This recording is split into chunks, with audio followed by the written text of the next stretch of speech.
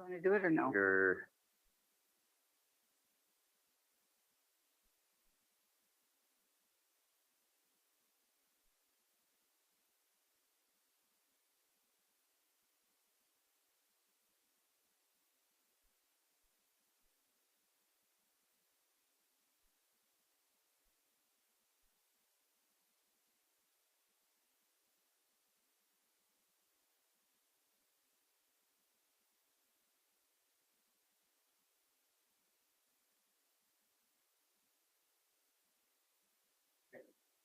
right. Good morning, everyone. Sorry I'm late. Welcome to the Tuesday, January 10th, Washington County Board of Commissioners work session. This is Chair Catherine Harrington. We have all of the district commissioners present. Vice Chair Commissioner Roy Rogers, Commissioner Nefisa Fai, Commissioner Pam Treese, and Commissioner Jerry Willie, and myself, Chair Harrington. I'm sorry I'm late.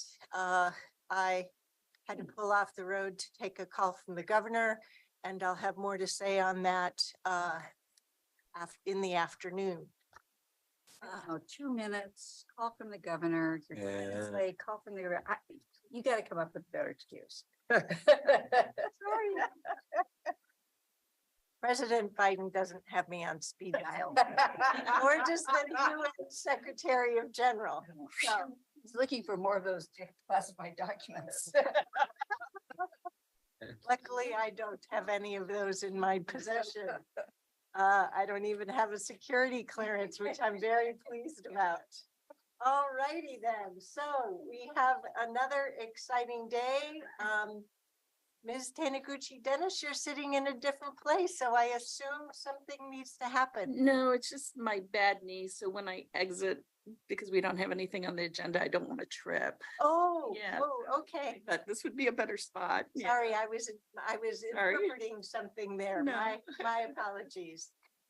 All righty. So first thing on the agenda is board and leadership communication. Who would like to go first this 7th work day of our new year? I vote for Roy. Ooh, Well, oh, I'm it's always- now voting.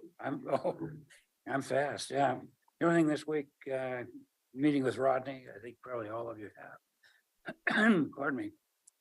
He and I have always some great discussions on financial matters. Housing tour this Thursday.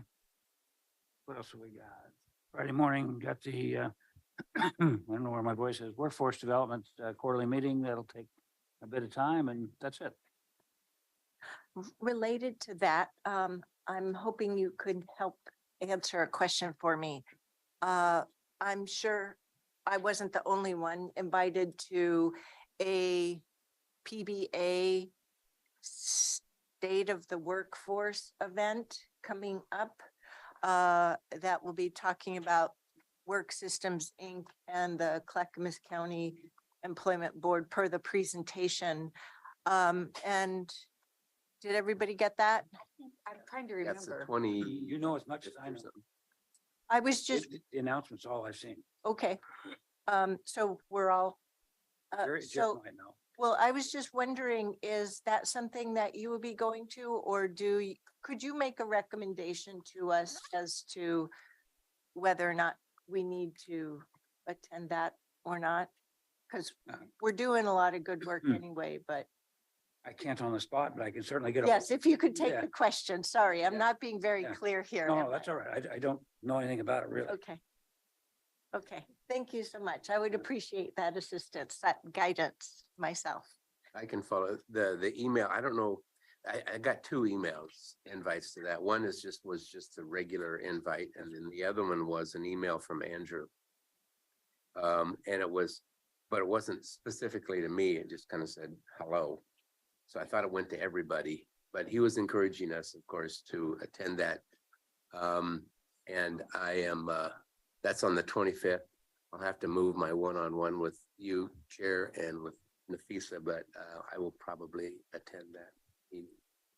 Yeah, from my standpoint, we're doing everything we can. We know that there is an abundance of workforce shortages across the private sector, across the public sector. I know myself and Commissioner Treese, using our influence at AOC to try and address workforce shortage needs as well as workforce supportive efforts, as well as the efforts we on this board are making in partnership with our government relations team for the betterment of our community. So I'm struggling with, do I really need to go to a C and be seen? I'd rather be seen at the state legislature, for example. So that's the kind of question that I'm struggling with. So I'm emailing now. So I'm pleased to hear that Commissioner Willie, you'll be going. That's great. 25th, I have the WAA board meeting, so that's same exact same time. So, Okay, sorry, I didn't mean to take so much time on that All right. question. Who's next? I can go next. Good morning, everyone. Last week, I think was somewhat busy. We celebrated the three of you getting sworn in, and congratulations, and look forward to working with you all. We also had our regular board meeting, and we had our monthly roundtable discussion last week as well. And then I had a temporary inconvenience of a back pain last week, but I'm feeling much better, and more importantly, I'm walking better. I don't know if you saw, Yay. so rest assured. So with all of that, I wanted to highlight a couple meetings or 3 meetings that took place last week. One is the Governor Tina Kotick Transitional Team meeting, request on homelessness and behavioral health. It was a good meeting, and it was clear from the governor's speech from yesterday that homelessness is a priority, with her declaring the state of emergency and committing to create 36,000 housing. So I think that's good commitment, and I think it's good to see when politicians follow through their commitments, especially from the campaign trail immediately. So that was exciting to hear from her speech, and look forward to what that means for us at the county level. And another meeting last week was AOC HHS steering committee that took place.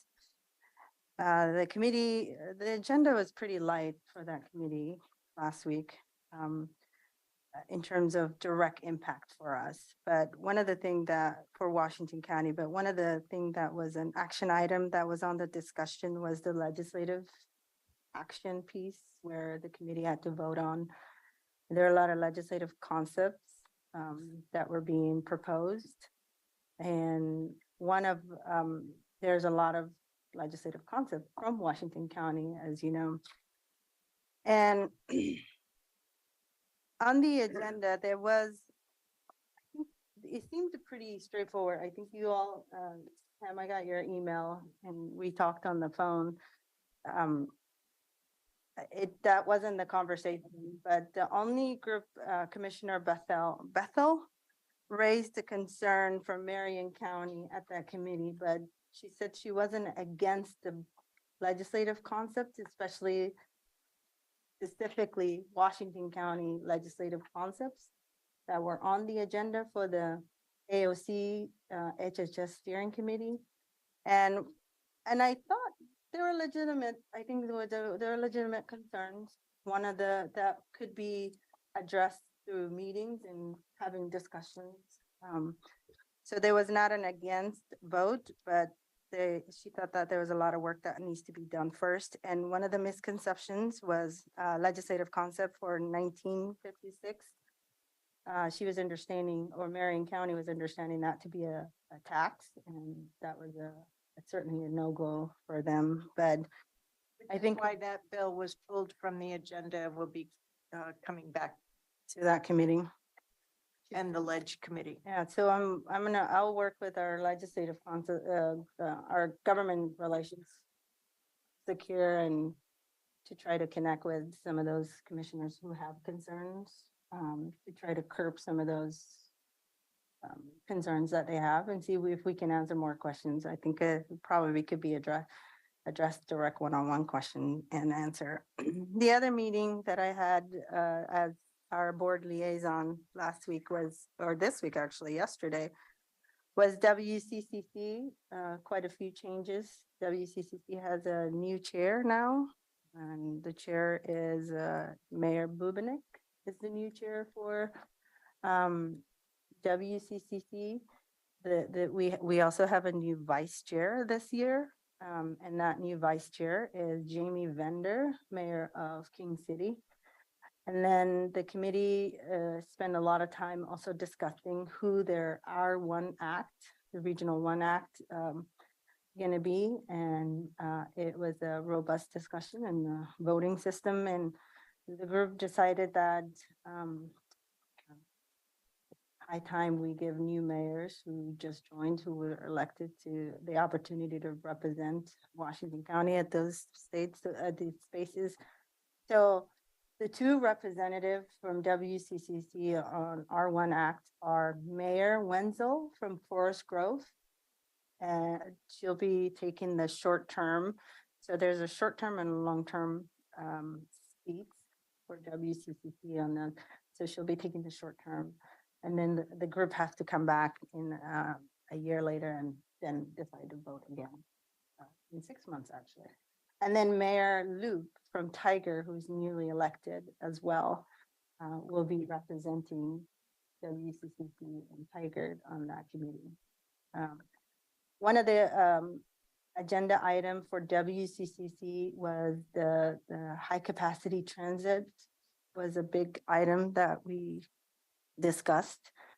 And this was a really a good opportunity to identify routes that might be missing from where Metro and the region is heading.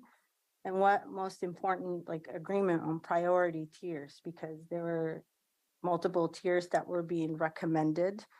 And, you know, in the high transit capacity documents, the definition is really good that Metro came up. It's pretty broad, but then there's a criteria that you have to meet in order to qualify for whichever tier you fit in terms of readiness. And I think those criteria ruled out a lot of corridors within Washington County because they didn't meet the criteria was too broad and too much, too limiting. But there's a lot of discussion. 99W was ranked lower than the members of WCCC thought. And the group acknowledged that we need to really rethink about, you know, is this where we want the region to head? And how do we identify, because 99W should be tier 1, but didn't make the cut. So what they're questioning is the process that Metro used to come up with the priority list. And so the mayors are really going to have to work this with Metro. Yeah, definitely. And then we talked about what refinements, you know, could be included because this isn't a finished document or finished process yet.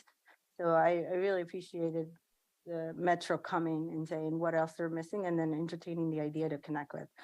And then Metro acknowledged that the challenge, the federal criteria for funding focused on ridership right now. So that's why a lot of the corridors that we see important didn't meet that, didn't bubble up to the tiers that we thought they should.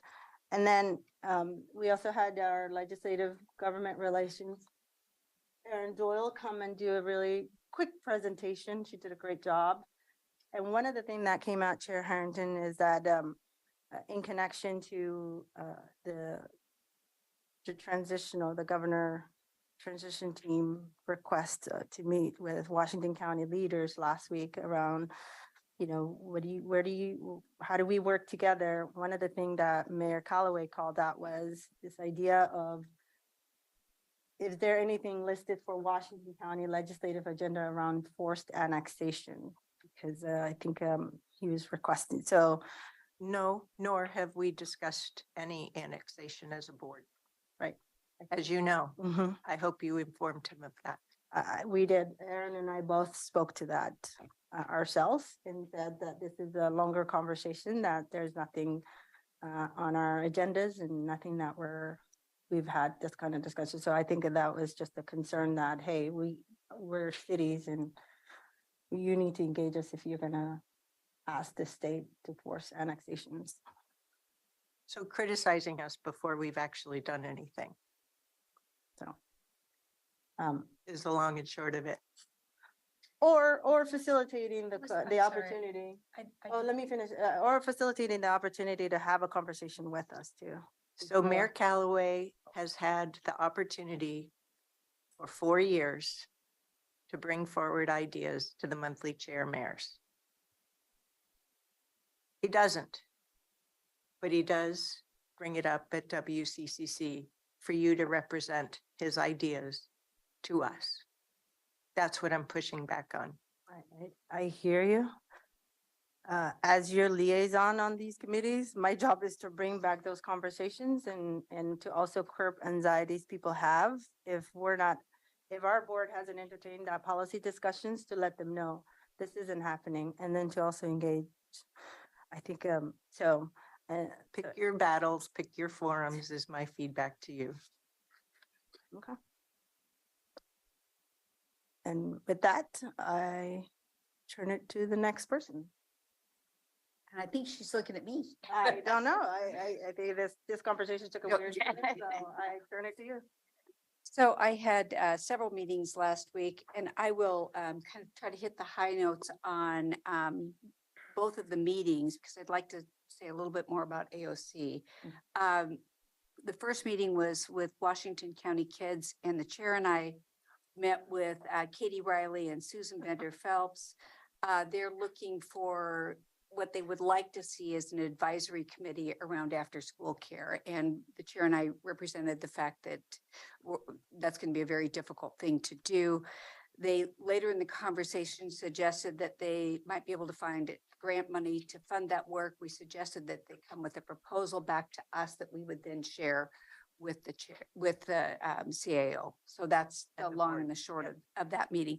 There's one other piece, and I've mentioned this to Aaron Doyle, is that Katie did inform us that Senator Wagner is going to be carrying a bill forward on the children's special districts again. So just FYI, and like I said, I mentioned it to Aaron previously. Then Commissioner Willie and I had a meeting with Just Compassion, and I won't go in the details of that. Perhaps you can do that. Okay. And it was really an informational meeting about their services, what they're trying to do, and the campus that they're trying to build. Yesterday was a big day. It was the AOC day, and I just want everyone to know that every month we're going to be having these AOC days, and it'll be this, is it the second Monday? Second Monday, first Monday? It varies because of the holidays. Yeah, but it's a Monday. And what we're trying to do, since we've had this first experience of, both the chair and I are on the Ledge Committee and the board, and I'm additionally on the Budget Committee. So what we're trying to do, and Daniel, I appreciate your support here, is we're trying to have a sync up meeting with all the key players the week before these meetings. This was our first experience going through this, so we're kind of finding parking spaces, finding the front door, doing all those things as well. But the order, the legislative committee meeting is first, and then the board meeting. And just so that all of you know, what happens is that in relationship to carrying advocacy work forward, the steering committees make recommendations. Those recommendations come to the Ledge Committee, and then the Ledge Committee agrees or disagrees. And we had the majority of the slate that was brought forward did, when I stand back and think about it, did move forward, but there were 4 areas that I think are of importance that all of us should be aware of.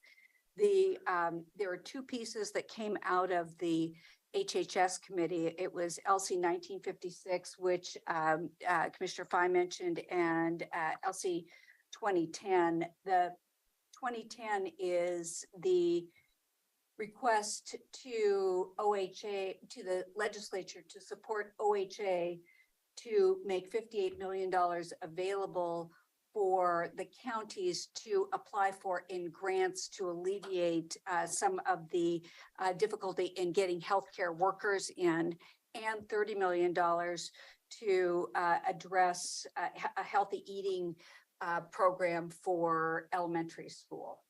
So that's 2810. 1956 is a fee that goes on cell phones to allow for the implementation of the 988 number, which is in relationship to behavioral health. So that's the background. There was a tremendous amount of discussion about these 2. The HHS committee recommended approval. They were pulled off of the slate for discussion, and our HHS staff had recommended that we vote yes on these. And obviously, in fact, the 2810 was put together, crafted by Washington County for Janelle Bynum to carry forward. So For the just state. for the state, yes. I'm Representative- clarifying that because there was a little positioning that this might be specific to Washington Oh, County. exactly. And it isn't. This is where our team has provided leadership Support and done leadership. work on behalf of the county collective. Yes, thank you. And We're working way too many nuances with that group. it's really, it's very intense. And I think what happens in those meetings is that the differences in our counties really comes up, and it frankly, it flares. And there's a lot of disagreement around the table. So that's why I sent back to the government relations group and to Nafisa a quick email yesterday saying we need to make sure that we focus on these 2 things in HHS to be able to start making a difference there. So that was one. Can I ask a question on that? Yes. Was it Marion County that had concerns at the legislative? Because I think they didn't have just 2, they have all of There was legislative conference requests from Washington County. the votes were, it was, people were either abstaining or voting nay, and it was not just Marion County, but quite a few counties. But Marion County, Yamhill County, others were more verbal in the discussion part. But the votes, when we start talking about funds for issues, things get tense. We agree on the need. The legislative concept proposes a funding option. So it isn't just an ask for more dollars, but there were members of the Ledge Committee that, while they agree with the need, will not support any additional tax. So we had more abstentions than we had nays and yays. Yes. So that's what happened in, there was one other in Ledge Committee. I'm not thinking of it right now. I don't know, you said 4 areas. Yeah, and I'm trying to remember what the 4th is.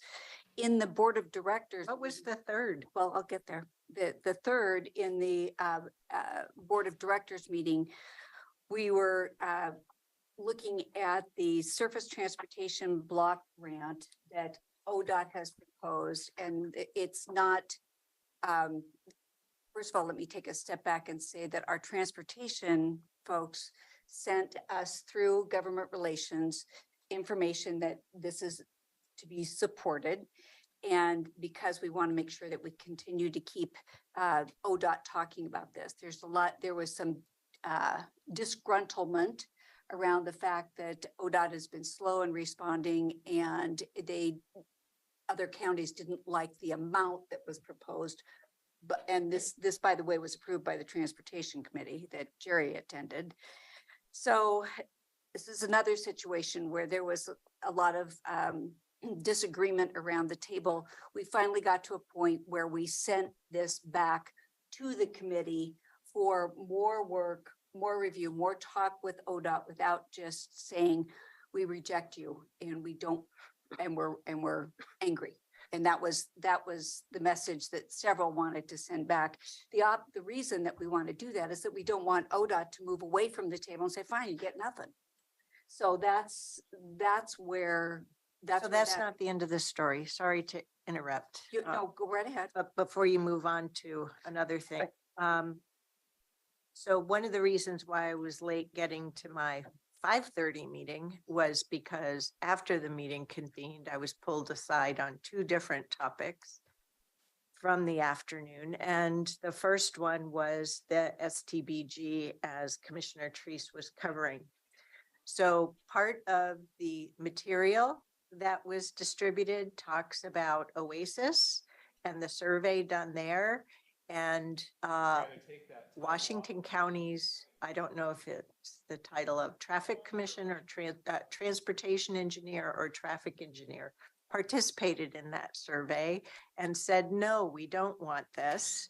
The information we were provided from our agency was, yes, we understand why, so our message was the STG, the exchange program, is important.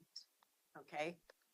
We also recognize that O&M, operations and maintenance dollars for ODOT, are restricted through House Bill 2017. And we understand ODOT trying to navigate that.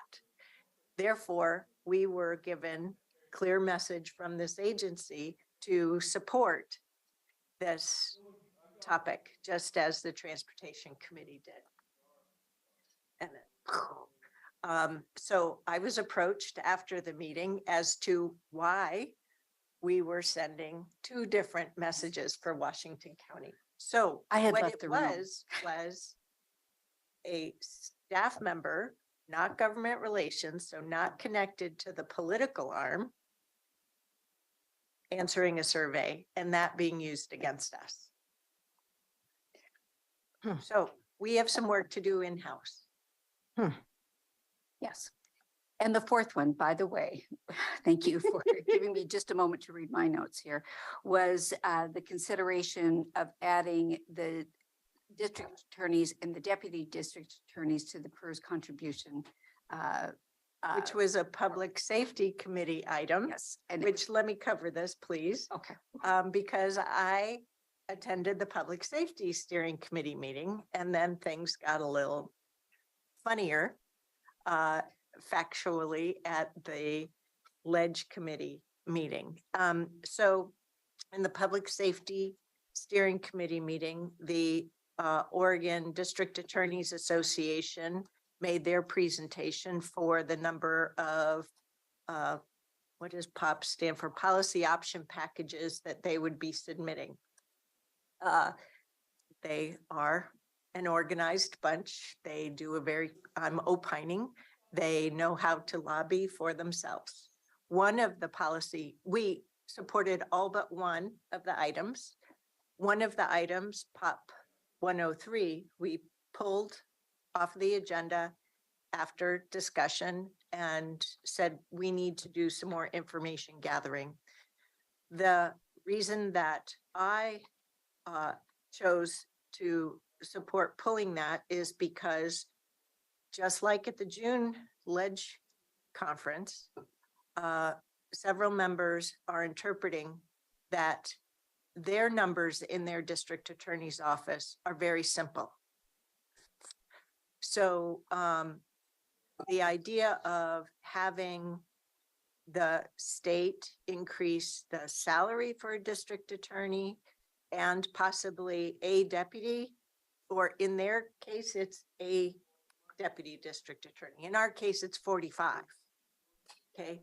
Similarly, with the proposal to add the district attorney and all deputy district attorneys to the police and fire PERS has a significant cost to us. And as at either the ledge committee or the board, I think it was a ledge committee, one of the,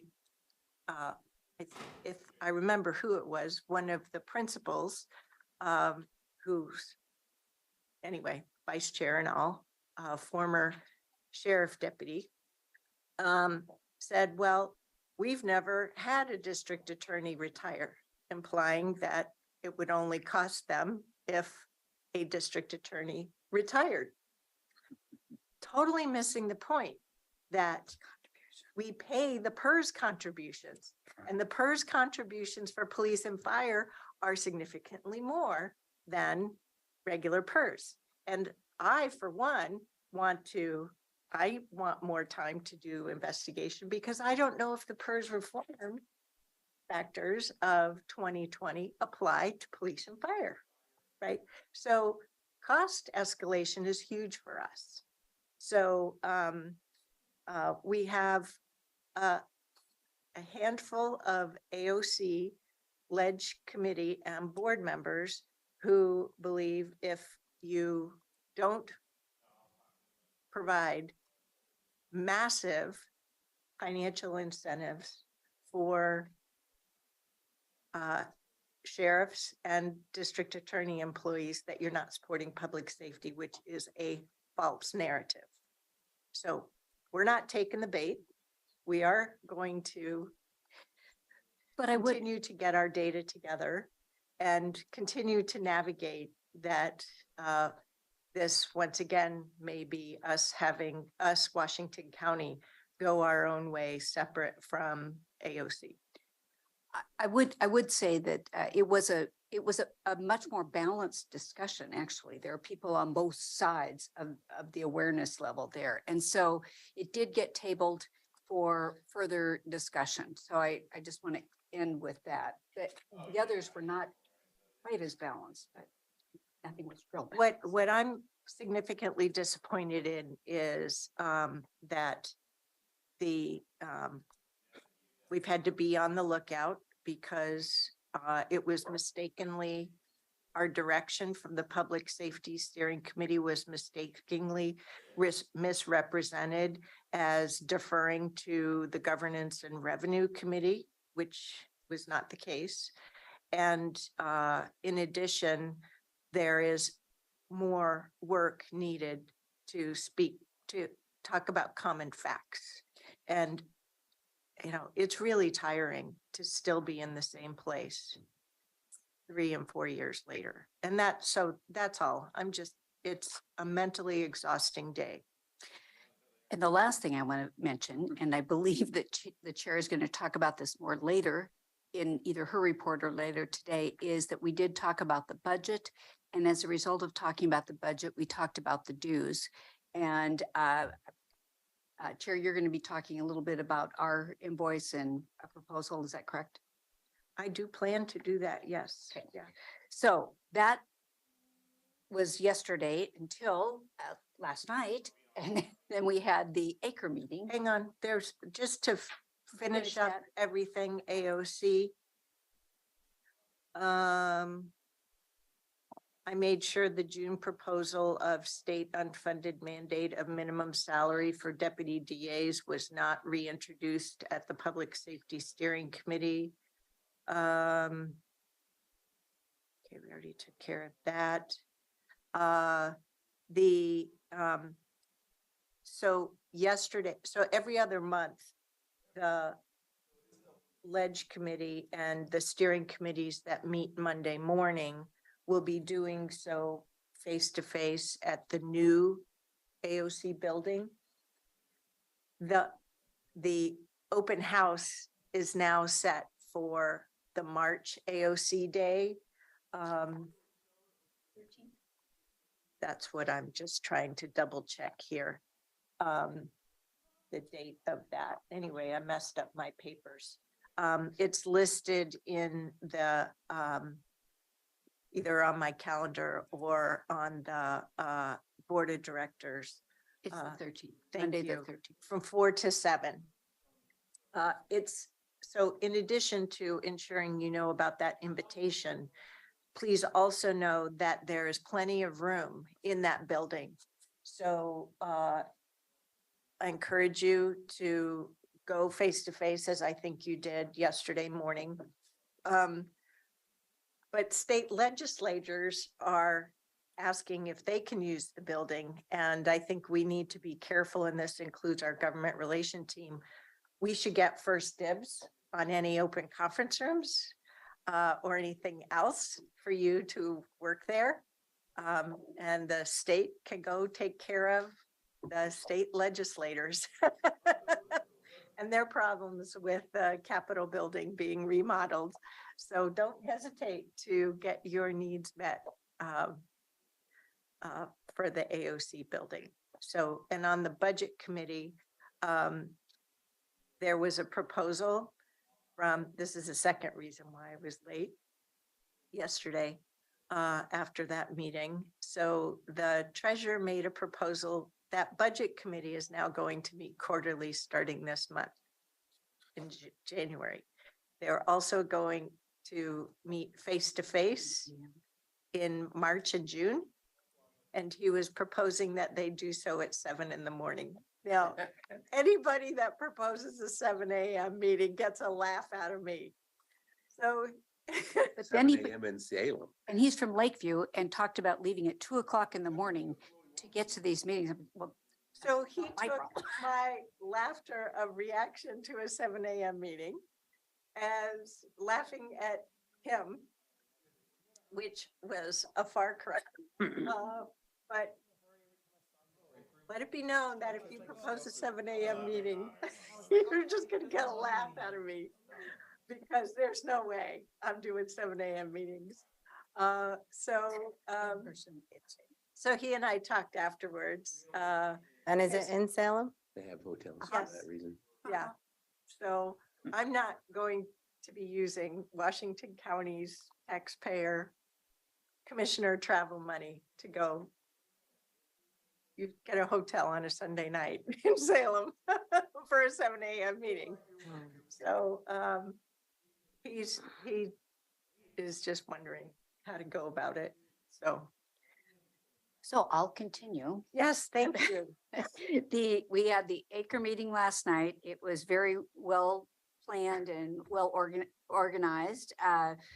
We received a presentation on the budget equity tool, the county strategic planning process, and the early steps of the county's strategic planning process, and CREW, the COVID racial equity work group. So it was an active meeting. It went overtime. There's no question that there's engagement in that group.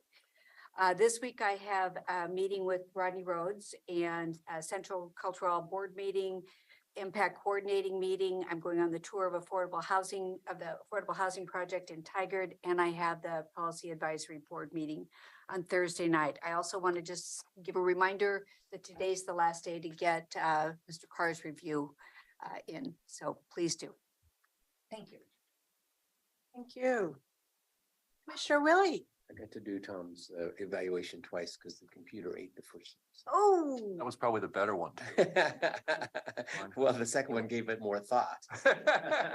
Let's just say Or was that because I frustrated. had it twice to do it. Then see. But no, yeah, thank you for that. I've turned mine in. Yeah, yesterday was definitely an AOC day, so I was in the Transportation Steering Committee. We talked about the ODOT things that we've Yep. already covered very, very well. So evidently that's coming back to a meeting in the future. We talked about county right-of-way options. This has been, what is this, the fourth time this has come through, something like that. Anyway, so we talked about a right-of-way proposal where the county would be able to at least charge a permit for the utilities to use our right-of-ways. We talked about affordable housing in LC 2044.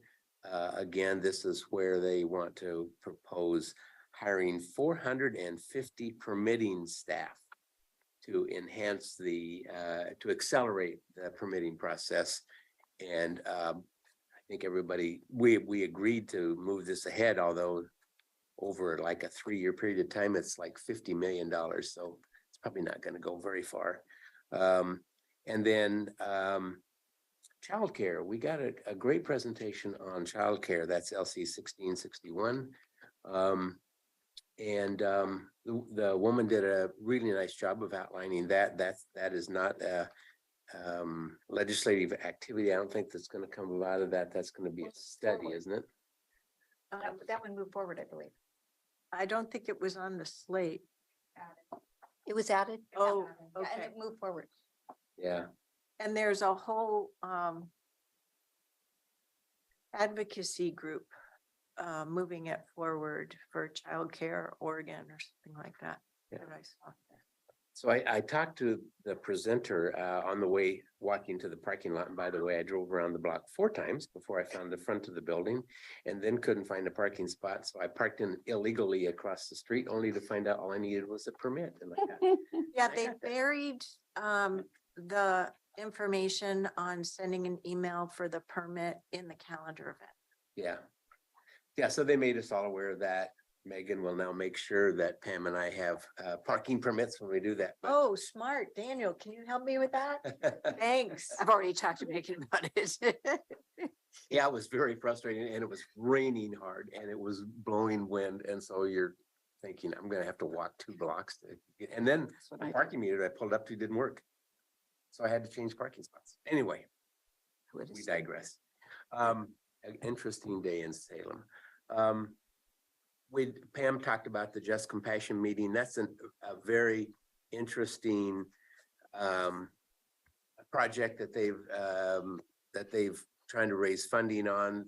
It's going to have 40 emergency shelters, 16 bridge shelter units, and really wraparound services. So it's a very interesting program. They're doing a great job. They already have some facilities in place. It's down in Tigard. And so, yeah, so I'm sure we'll hear more from them about that. This afternoon, we meet with the Fair Board. So I appreciate the commission's willingness to come out to Wingspan and have a meeting with the Fair Board. And reminder, the meeting starts at 1:30. I haven't seen a reissuance from the Fair Board team correcting their mistake that the meeting starts at 1:30 versus 1 o'clock. Oh, it's on my calendar for 1:30. So was there a document you saw this at 1 o'clock or? No, the emails that for folks who are interested parties for the Fair Board, Oh, of which I'm one, mhm. got an email from Lisa announcing it was 1 o'clock. Okay. Yeah, so fair notice, 1:30. Also had a Salmonberry Trail Intergovernmental Agency Executive Committee meeting yesterday. It's really interesting we're working a lot with the Coast Tourist Train. What's the acronym for that?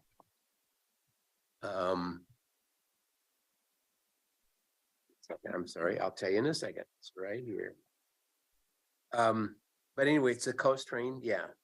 OCSR, Oregon Coast Scenic Trail Railroad that runs up and down between basically Garibaldi and Rockaway, and then has expansion capabilities depending on what kind of time of the year that you do that. Anyway, we're working with them because our trail is going to have to go right alongside their rail line, and they've been a very positive working partner with us on that. But it's interesting the complexities that the Coast Trail has versus our trail out here.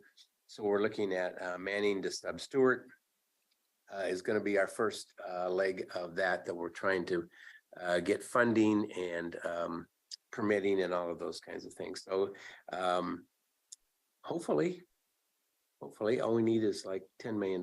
But anyway, hopefully sometime soon, we'll be able to get that first leg started, and it's gonna be exciting to see that. Cause it runs right along parallel with the Banks Vernonia. And then it'll loop in, so you'll be able to actually do a loop. And rather than doing the whole thing and turn around and coming back. I'm meeting with Senator Weber. This week, the fire chief from Hillsborough, Senator Solomon, Rodney Rhodes. And then Thursday is a day of travel. I've got Romac in the morning, then Copac and Northwest Act, which are both in Tillamook.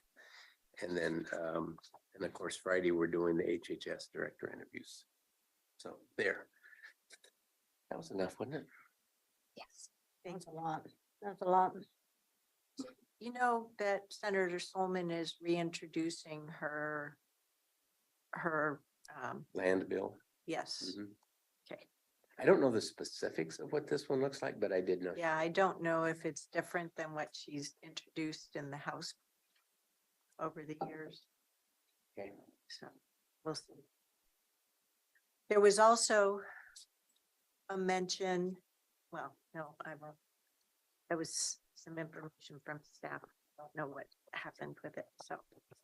Okay, back on AOC, I did find that it was good to be in the room with our fellow Ledge Committee and Board of Directors. It was a lot more positive, common tone than from the conference in November. So that was, I noticed that. I really did. As Commissioner Treese mentioned, I wanted to bring back the AOC dues topic to the board because AOC sent to the counties their dues invoice. I scrubbed my email, and even though it says I received it, I have no record of it in my inbox. But nonetheless, true to the adoption at the AOC business meeting, of which I voted no and a few others did, we received an invoice for a grand total of $173,991.40. With the general general fund dues being $900.73. So as you've seen in copious detail from me previously, this is the second year of the new dues structure. The change this year is just over 20% change in our general fund dues structure. Last year being the first year of the new dues structure, that was a 34% change. I've gone back. General fund? General fund, yep. And we pay our dues out of our own general fund. Our general fund property tax for the last 2 years has increased 4%. So because of growth and valuation here, per state law, it was those revenues were above the 3%, which is good, but it was just that 4%. And the dues formula is out of whack. I have failed in, well, I won't expound any more on that. I've spent the energy I'm going to spend. So my proposal to you is we can't afford to pay 20% changes or these double-digit changes year over year. I propose that we pay a 4% increase to last year's general fund dues and leave it at that. And the reason I suggest that is because it will continue to deliver the message that the current formula is unfair and goes against what we were sold when the proposal was made. This has not provided us with certainty which was in the presentation and the selling of the due structure. So, and as you know, 5 counties are providing 47% of the general fund dues for the organization. Only 6 counties pay more than $50,000 of dues. And that's almost 52% of the general fund dues. So it's just putting too much on we as the larger counties and more urban counties. And we continue to we're outnumbered. So that's why I'm not optimistic that the other 25 counties of the lower than 9 counties will support changing the dues structure. They're more than happy for us to have to foot the bill to pay for AOC to be their representative at the state legislature. So I wanted to make that proposal to you, or at least make sure that we had more discussion before our administration pays the full dues bill. Have you calculated, and I'm sure you have, what the 4% would be? Yes. If we paid 4% of the $138,072.87, that would be an increase of $5,522.92, bringing our total bill just for general fund dues to $143,595.79. You add the 2 CFTLC line items, which total $8,495.21, would bring our total dues to $152,091 instead of $173,991.40.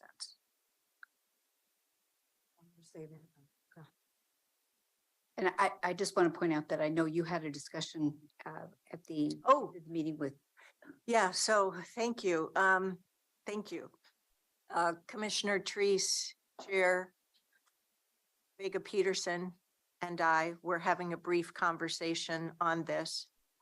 Chair Peterson was asking what our thoughts were, and Gina Nichols, the AOC director, came over and listened to our conversation.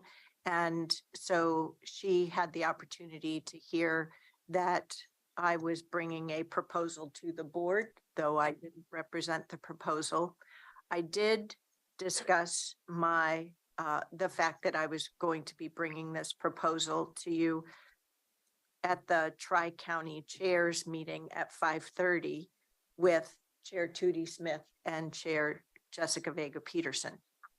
Whereupon I learned that the Clackamas County Board is currently split. There are only 2 commissioners that Chair Smith believes want to continue to participate in AOC. She has real problems with the value of AOC and what they're having to pay for government relations work that AOC does. Now what really blew me away was Chair Vega Peterson sharing that despite the changes, the supposed improvements for the steering committee, that they would be topics would be referred back, which I think it went pretty well yesterday in that regard, that she is the only member who's really willing to be engaged with AOC. The only member of her commission. Yes. Oh. And the just- payment of dues by Multnomah County is at the discretion of the chair. Mhm. And so she's going to be meeting with their CFO on these problems that I've pointed out. And just for your information, the dues for Multnomah County are $203,000, and the dues for Clackamas County are $131,000. So just that gives you a perspective of what we're all looking at. So, so that's my proposal. As we know, we have a second year in a row of double-digit million-dollar gaps in our budget. And every little bit helps, every signal helps. I don't think it's reasonable for us to swallow a second double-digit increase in dues. And the reason why this happens is because it's approached from the standpoint of what is the budget that the board of directors is willing to put forward to the membership. And I pointed out back in April that there were problems. The formula didn't work according to what we were sold at the business meeting in 2020 for the, for the first year of 2022. And 2 points in my approach, 2 points makes a line. So by seeing the second year, I was really able to see how the implementation changes. Now I say, I don't take any of this lightly because I see value in there being an association of Oregon counties. But we can't sustain the budget for AOC. The other point that I'd like to make is that in the structure, the formula calculation, the counties at the larger counties pay the lion's share. The smaller counties, it's pretty close to what they can afford. It's the middle sector that there's an opportunity for them to pay a little more so that we don't have this huge increase. So, and that was the message that the chair and I took back to, at the time, President-elect DeGroot, and he understood exactly what we were saying. So, And has delegated it to the budget committee. right. So that's going to be the problem.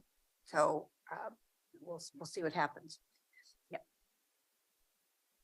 I'm in support of the 4% increase. And I think I think it's important to send that message to AOC as well. So not just the amount of money, but the support. Yep, which we would still be paying more than we paid last year, both for the general fund dues as well as the total. Last year, the general fund dues were just over 138K. And with this 4%, I'm proposing we would be providing 143.6K. So it's still an increase. So I have a couple questions, but we are 15 minutes late and this is a very good conversation. We don't have to finish it today, but I wanted to make it today. So let me, I'll just shoot an email about a couple of things that concern me about this. I Can we philosophically agree, but Can we make time at our work session next week sure, as long to as we, discuss it? so we have time AOC wise, paying the dues and all that. When are they due? It's 30 days net. We, Okay. if I remember right, we waited almost all year to pay once before. So Yeah, that's right. Yeah, That was a yeah, couple just- years ago. just We saying did that. wait. Yeah, that was 2020 or Yeah, it was the- 2019 or something like. That was the year that Roy was very involved. Mhm. Okay, No, it was you were questioning the results of the audit and their need to get their books in order. Yes. But that was. Mhm. Yes. The result of that was that we didn't pay for quite a while. Yes. Yeah. We could just wait till the February roundtable because I know there are a lot of things in the work session. Yeah, I wouldn't mind having some more conversation. I certainly am not as involved with this as all of you. You understand a little bit more of the intricacies, what bothered me, and I will go back 5 years when Greg Melanowski was here and he said, boy, would you look at this? I looked at it, it didn't make a lot of sense. I asked a lot of questions, we got more information. 3 new board members at that time, and everybody said, well, they're new to the organization, let's just pay and move on.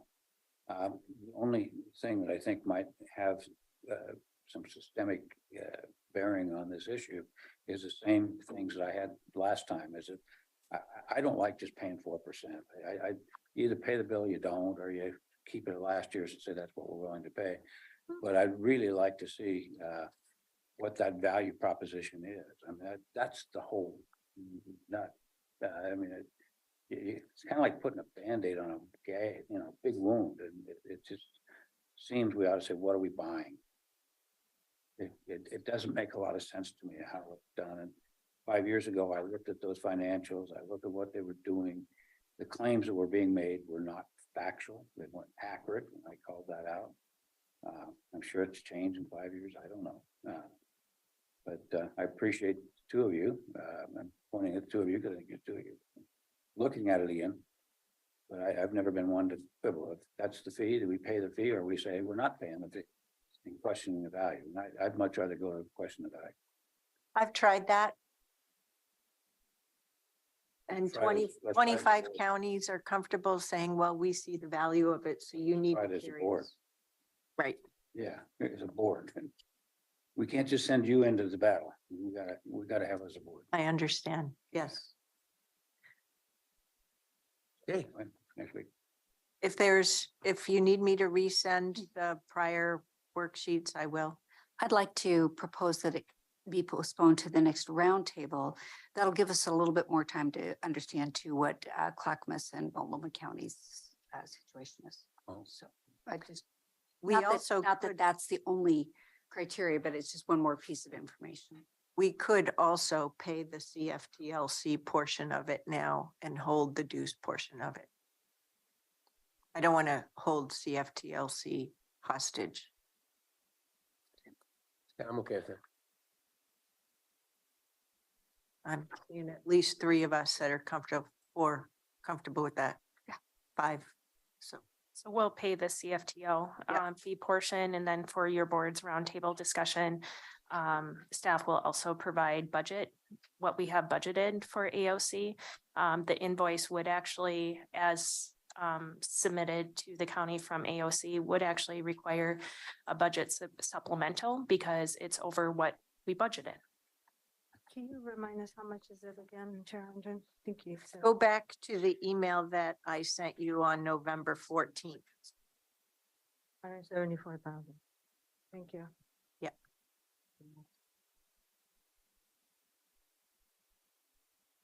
Okay, let's see, on No, thank you. on Thursday afternoon, Commissioner Fye, as well as several different staff members, attended a meeting with staff members of then Governor-elect Kotek's transition team.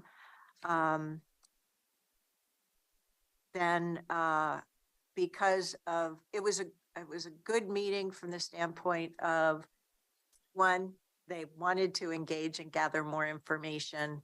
Our staff took the draft talking points that I put together with Daniel, added to that.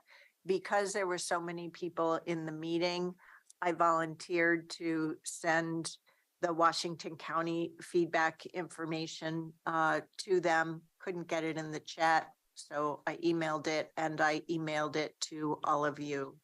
And then I'll have more to say at 1 o'clock or this afternoon. Thursday night, I met with, I went to the legislative town hall for Senator Lieber and Rep. Helm. And the long and short of it is, it has encouraged me to lean in on the streamlined public involvement on land use and development decision-making. So it was really helpful to hear the intent around that streamlining. It isn't the spirit isn't one of, well, let's just eliminate, but rather let's acknowledge that to get to this point of, for example, development applications, that there has been tremendous public engagement already. And I think that's, given the crisis of affordable housing, housing units in general, and homeless shelters, I think it's a very wise move. I do hope, and this is why I wanted to raise it here, So I hope that also means it will allow for swifter decision-making for those development applications that go to directly and are handled by the director of LUT for the UUA areas, as well as with the planning commission. These were represented as temporary changes during this crisis. We might, as a result, learn something more and make changes in the end, but this is not to put our land use values aside, but rather to leverage the extensive public engagement that all these plans have made. So that's why I wanted to make sure to offer that up. You've all got my calendar information from our internal email, so for the sake of time, I'll stop there. Okay. Leadership communication. Ms. Angie. So good morning, board. As I shared at Acre last night, it feels like last week was already a month rolled into 1 week. So I don't know about you all, but I do have one staffing transition that I wanted to share with the board. And several of you this morning had just brought up housing and houselessness services. So Josh Kreitz has actually accepted a position as executive director of the Metropolitan Housing Authority in Cleveland, Ohio. This is going to be a really challenging transition for us. And yet I'm very happy for Josh and his family.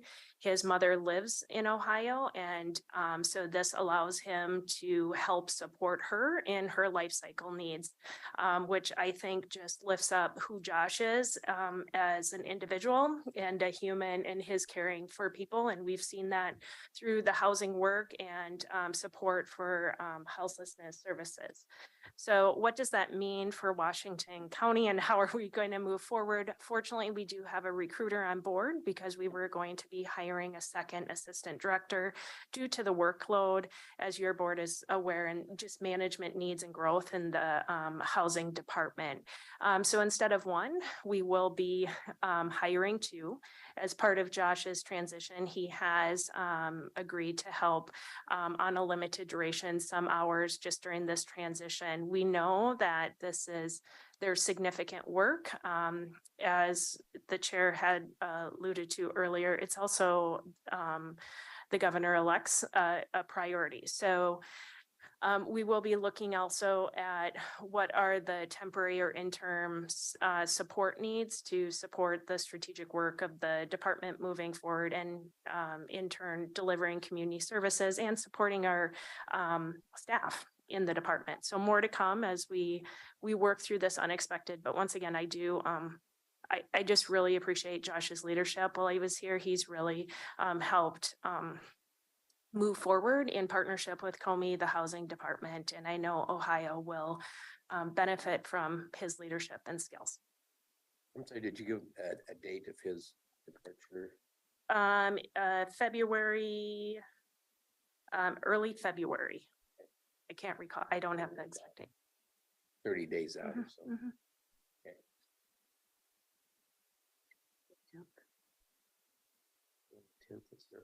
Quite a loss. I like Josh a lot. Anything else? No, that concludes. Mr. Carr. Good morning. I'll be Hi. quick. I'm sorry, I was a little distracted. Judge Mossman issued an order finally on the party's motion to modify or suspend his September 1st order regarding releasing patients. He denied that motion in that order, but left us leave to renew. He had adjusted the briefing schedule. Now the amicus and the interveners are allowed to brief by April. We had actually suggested that delay because the state seems to be releasing patients very slowly. Of the 230 patients who were released since the order was issued, only 29 were issued on the strict timelines under the judge's order.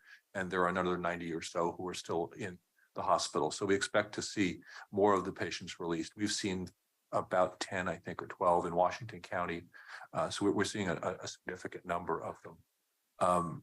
We will analyze that and get back to you on next steps. But the next step really is briefing in April. The deadline to release all of the patients who were in the hospital under aid and assist orders before September 1st is March 15th. So we should be seeing a significant number of patients coming back to the county over the next few months. And of course, keep you apprised. I just wanted to provide a really quick update on the election litigation. We all focused on it back in November, but it's still ongoing. We have 3 cases involving the elections that we are handling. Sipple against Washington County was a Public Records Act request where Mr. Sipple had requested a copy of our elections database. The DA ordered it released. We appealed to the circuit court. The circuit court reversed that order. That now has been appealed to the Court of Appeals. We are now working to try to get the database back from Mr. Sipple, which Jason Bush is handling. So I'll keep you apprised of that. There's Thielman against Sheila Fagan, and 11 counties, including Washington County, which is a challenge to our mail-in voting ballot system. The state on Friday moved to dismiss that case. We have joined that on behalf of all 11 counties there, and we're hoping to see that dismissed. The third one is Morrissey against Harrington, which names you all personally. I've told you about this before. Don't worry, it's not. Forgot this one. Yeah, it's one of several lawsuits around the state based on a somewhat discredited theory that a federal agency hadn't appropriately certified the laboratory that checked our voting machines in Washington County. They've also sued the state and one other county. We've removed all those 3 cases have been removed to federal court. The state dismissed. We had joined that motion to dismiss, and I will keep you apprised of that case. But that's my report as of now. Thank you. Thank you. Glad you don't have much on your docket. Yeah, we Thank you, Chair Harrington, and good morning, Board of Clean Water Services. So we're back in our normal winter operations, and the team is working through their debriefs of that past storm to see what continual improvement things that we need to do. So tomorrow evening, we have our CWAC meeting. At the first of the year, they elect their new chair and their new vice chair, and they'll be making their budget committee member recommendations, and it'll come to this board in March. They're also reviewing the ash borer beetle, which is quite a challenge in our watershed and also our state and federal legislative agenda. The team is also very active in working on the natural hazards plan for clean water services. We'll bring it to CWAC for their look at it, and then to this board at a learning session in April. So the team's very busy right now working and deploying these things. So thank you. Great. I miss DWAC. I used to be on. You missed that. Great committee. Great group. You can attend anytime. Sure. It's even virtual. Be nice, Chair. We're invited is Yeah. my point. Yeah, so yeah. It's a good idea. No, I really enjoyed my time. I think I was on there for a couple years. Learned a lot, and amazing how people roll up their sleeves and actually get in the weeds of what clean water actually does, and then provide feedback on direction. So, yeah, it was a good group. I realize I forgot to share some further information in my board communication. As Commissioner Treese mentioned, she and I are the board liaisons to the Advisory Committee on Racial Equity. They elected a co-chair member from the committee, so that's Maria Caballero Rubio. Oh, congratulations. Last night, we learned that the next stop of ACRE to the board will now be in February, and Ms. Angie sent an email during that meeting to inform us of that change. That's why my head snapped in the meeting. So. I'm not sure I understand. So ACRE, the topic, the framework, had been scheduled for a meeting next Tuesday, and now it's going to be in February. Oh, And, ARPA. Reschedule. That was from the 17th to the 3rd, right? ARPA. So see Ms. Angie's email. Yeah, okay. And it sounds like the committee has food during your meeting, as we were wiping earlier on our. Yes, yes. We The needed some committee support. members usually do. But I've noticed that when we come in here for our Tuesday meetings that there were bits left behind, so Looking at, I know I wiped up my space last night, so. I'm looking at Miss Angie. Perhaps we can squeeze in one like that for our Equity Leadership Council. Which is an internal group, as I Internal, and understood. so- So since you raised it, I was surprised. I'm not on the journey with CREW, which stands for COVID Racial Equity Work Group. I have gotten information, as has Commissioner Treese, by virtue of the ACRE meetings. But I don't know that any of that information's been shared with the board yet. Secondly, I saw the Equity Leadership Council, which is an internal group looking at internal coordination, that came out in the reply to a constituent email. And I was a little puzzled by that, given that no work product has been shared with us. So I'm feeling a little out of alignment or not informed as to the good equity work that's happening here. I'm just one member of 5 on the board, but I think it would help us to be on the information journey a little bit more. That's all. Thank you for that feedback, and I think that's timely because Ms. Tillman's quarterly report is coming up, so I'll ensure those aspects are included. Great. Did I miss anything from ACRE? No. Okay. The one thing I would add, and I talked to Tanya, excuse me, there is one thing, and that is that as we go through talking about our strategic plan, it's interesting to watch Ms. Angie make the presentation and Rachel and others to see the kind of, I think the audience is expecting a strategic plan. And what we're providing is we're in this little tiny piece of the beginning as we move forward. So, I was just thinking about that a little bit, and it was eye-opening for me. So you did a good job. It was just one of those things where I need to be reminded where we are in the process, and it's right in the beginning.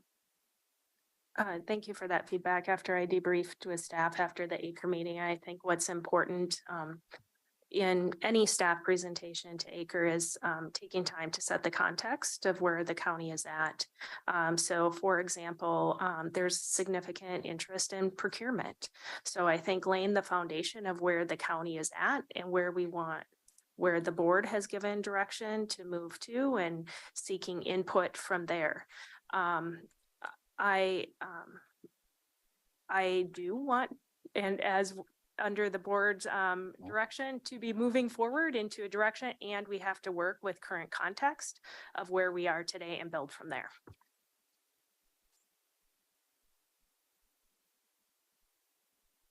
Okie dokie. I think that's it for board and leadership communication.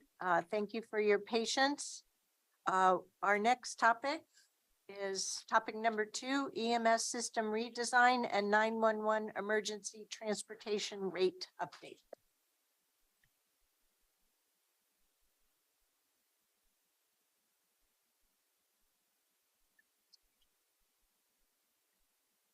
All right, thank you. Good morning, Chair Harrington, Board of County Commissioners. My name is Mira Samantha. I'm the Interim Director of Health and Human Services. As the Chair said, we are here today to present information and our recommendation to the board regarding 911 emergency transportation rates and receive board direction. And this would be for fiscal year 23-24, in order to ensure a successful and sustainable emergency medical services system.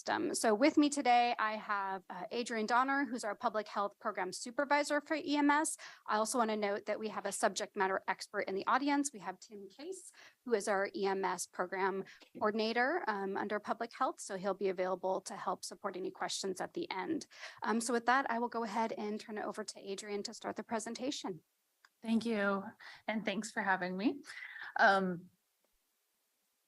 I want to give you kind of tell the story of our rates in Washington County, give you a little bit of background, talk about the current situation, talk about the proposed rates, of course, and then speak to how those rate increases affect the different types of payers in the county. I will honestly say I'm going to give you a simplistic view, as anything having to do with insurance or any of those kind of things is very complex. And then I want to give you the proposal, and I want feedback from you all as well, of course. So in Washington County, like the Tri-County region and many others, we have a fee-for-service system. So our vendor who works within Washington County, the only funds that they get is for the transportations that they make. So the transportation has a fee associated with it. The patient or insurers pay that fee, and that's their income source. That's not the only model out there. There are lots of jurisdictions where there is a subsidy paid by the county or the city, depending on the jurisdiction, that comes from a tax base to subsidize the vendor, who then can charge a lower rate. Again, not the way we do it, and not the way it is in the metro counties at all. We've had significantly below market standard rates for many years for a number of reasons. And the people that benefits most are the insurers, as we leave quite a bit of money on the table that otherwise would be paid by the insurance companies. What it does to the system is it impairs the vendor to be able to offer a competitive wage, to offer ongoing steps up the ladder within their organization. So they have quite robust, seems positive, but a robust turnover rate where people come into EMS at the EMS transport vendor level and then quickly move on to a more competitive opportunity in their career. The other piece of this is, as you know, we're in the middle of an RFP for our transportation vendor. We need to be able to offer a fee that is competitive, but also is sustaining for them, so that we have a good number of applicants who come in and who are willing to work in Washington County because they can make ends meet in a healthy system. Can I pause here with an urgent question? Absolutely. Because I'm concerned that this overwhelms my ability to participate in this subsequent. Mr. Carr, I'm concerned that we're now recognizing that the rates have been significantly below market standards for many years. My concern is, what, if any, legal liability do we have? And you may not know the answer now, but I'll need it as a follow-up, because I just don't know if there's legal liability. For the rates being lower? It sounds like the rates just haven't been revisited. And I just want to make sure we don't have a legal liability, because prior to this whole EMS system redesign, revamp, that we weren't following appropriate state rules on this stuff. That's your question. yes. I'll look at the rules and make sure I get back to you. Thank you. Thank you. Appreciate it. But it looks like from the department staff standpoint, they aren't concerned about it, which means I won't be concerned about it for the time being. And I will add a slide when we come back to the board meeting. I can speak a little bit to the process. Every year we look at we have a set formula in the franchise agreement, and the franchisee is offered a increase, and it's depending on the CPI. And so it's basically a COLA per se. For many years, they had a history of declining that increase. And I think that for my time, I think it was primarily because having low transport rates is looked at as a benefit. And so we actually have that on record where they were offered based on the formula and they declined to take the raise. And so over many, many years, that's where they've gotten to a point where this is very low. Okay, thank you. And they have never come and said, may I have something different than what's in the franchise agreement? Okay. Right. So as we go through the RFP process, we want to make sure that we offer, have a rate that will keep the system sustainable. So these are the rates in comparison. The first one at the top is our current rates. We charge different rates depending on what level of service the patient needs, whether it's advanced life support or basic life support. And then they also are able, the franchisee is able to charge a per mile loaded fee. So once a patient is in the ambulance, they can charge for the mileage that they go to the hospital. Our proposed is the second line item there. They are 3 times Medicaid, which is a very standard calculation to use. And then you'll see right below, Multnomah County is a little higher. They also started with 3 times Medicaid, but their contract is older. So they've had the kind of regular contract cost of living increases. And then Clackamas County is very similar to where we are. Their contract is older. They started with a different formula, but now are at about 3 times.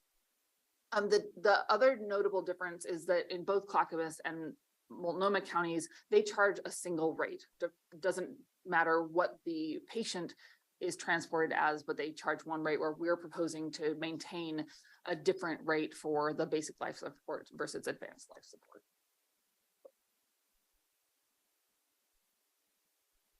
So I want to speak a little bit to who pays and how that works. If we start with Medicare and Medicaid, they have a set rate. They pay, the vendor knows exactly how much they're going to pay every transport. They get that amount of money. It is much lower, the transport fee. The patients do not pay out of pocket. And this rate isn't going to change anything in that category of people. For insurance or HMO, it's both the insurance or HMO and the patient. So Medicare comes into this category if a person has opted into one of the HMO plans. So they've said, I see Medicare, I want more options, I want more doctors, I want, more opportunity in my healthcare. Now they're in an HMO plan, so they're just like any other insurer. They're going to pay a copay or a co-insurance percentage, and so each plan is different. I chose to use one example that we're familiar with. So if a Washington County employee has a Kaiser plan, they pay $75 today. After this rate changes, they'll pay $75. Alternatively, for the Providence plan, it's a percent. So they'll pay a little bit more because the 20% will be based on a new fee. The final category, and the one that we really looked at closely, was the uninsured patients. In Washington County, that's about 6% of our population. But the bigger picture is that EMS transport agencies write off a lot of money as losses, and they write off more than 6%. And so in talking with our vendor and then, kind of looking at the bigger picture, what we're finding is the write-offs match a little bit more than the uninsured, because of course there are some insurance agencies that don't pay well either.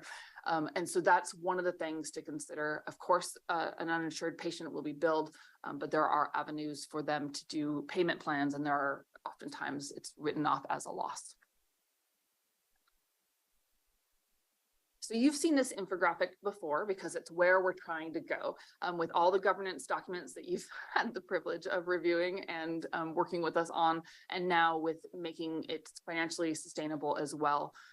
This particular category really touches on the safe and effective. It allows the vendor to have the money to, again, pay a competitive wage, to keep employees longer, to be able to invest in new technologies that are going to serve the patient even better. Of course, we're recommending for this increased rate, and there's a couple of really key reasons for this. One is the fact that our current rate leaves so much funding on the table from insurance companies. I did some fairly gross math, but checked it with our vendor. We're leaving at least $3.5 million on the table. And that's looking at just the transportations that are done at the advanced life support, which is about 20% of the transports that are privately insured. And so I didn't look at any of the other things. It gets very complex past there. So I went for the easy to do math. And that's still $3.5 million that could be going into the system. Could Yes. I pause there for a second? Because I'm not sure that I fully understand in my layman's terminology or brain. It sounds, if I understand this right, unrealized.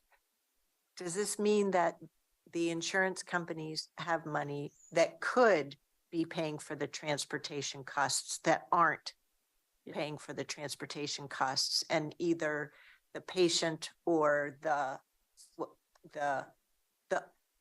for example, the uninsured patient is either on the hook or the EMS provider is on the hook to cover? Am I getting that? It's the effect of unrealized is what I'm trying to understand. Do you Yeah. understand it? Well, that's a good question because I want to hear the answer because my understanding is different than yours. Because our rate is so low, we're not, the most insurance companies have a set Yeah. like max. Yeah. We're in this range. And so all this, we don't get to benefit from. So as we raise our rate, now we can benefit from that bigger pot of money. But that's what I don't follow. Who's benefiting from, right? Insurance company. Yeah, right now, No, that's not what I mean. It's the unrealized benefit. It's the covering of the costs. It's not really a benefit. It's covering the liabilities. Okay, so let me see if I can answer from this understanding, and I'm way out of my league on this, okay? It was, when I read this, it was that the insurance company has an agreed upon rate that they will reimburse for this. We are well under that. Yes, So they get to put the yes. delta. I in their understand that. pocket. I know that. I understand And that. the part. burden of non-paid Ding, ding, ding, ding, ding. drops on the provider. Yes, So the insurance company doesn't have Right. anything to do with it. The So we're provider has to addressing the pay burden. Unpaid as well as they don't get the delta. Right. So it's a double whammy. Yep. Okay. Does this affect could it cause our rates to go up? Our insurance rates? No, no. no, it's the impact to the provider. That's just the Okay. piece. And now that we're in this phase of a new RFP, we want to make sure we've set it up. Appropriately. Yeah. But you said the Providence employees that have that private insurance, their rate could increase, but Kaiser would stay the same. The amount that so if I had the Providence plan and I called 911 right now, I'd be transported and I'd pay 20% of the current fee. If this rate changes, I'll still pay 20%, but the fee will be a little bit bigger. So I'd pay 20% of a higher fee. Of a higher- Yeah, So it does change. it changes what the payer pays. Yeah. And that's for that middle, In that model. yeah, for the middle piece of insurance and HMO, it's hard to define because every insurance plan is a little bit different and whether it's copay or a percent pay and what the level of copay or percent pay is hard to speak to the broad options that are out there. Your experience in looking at all systems that you've seen, or some you haven't seen, they all have a capitated rate?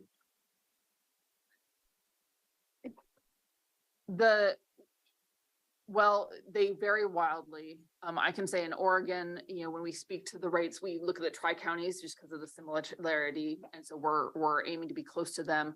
But those are we're not the most expensive by far. There's some southern counties that are, in the thousands per transport. That's not the question. Okay.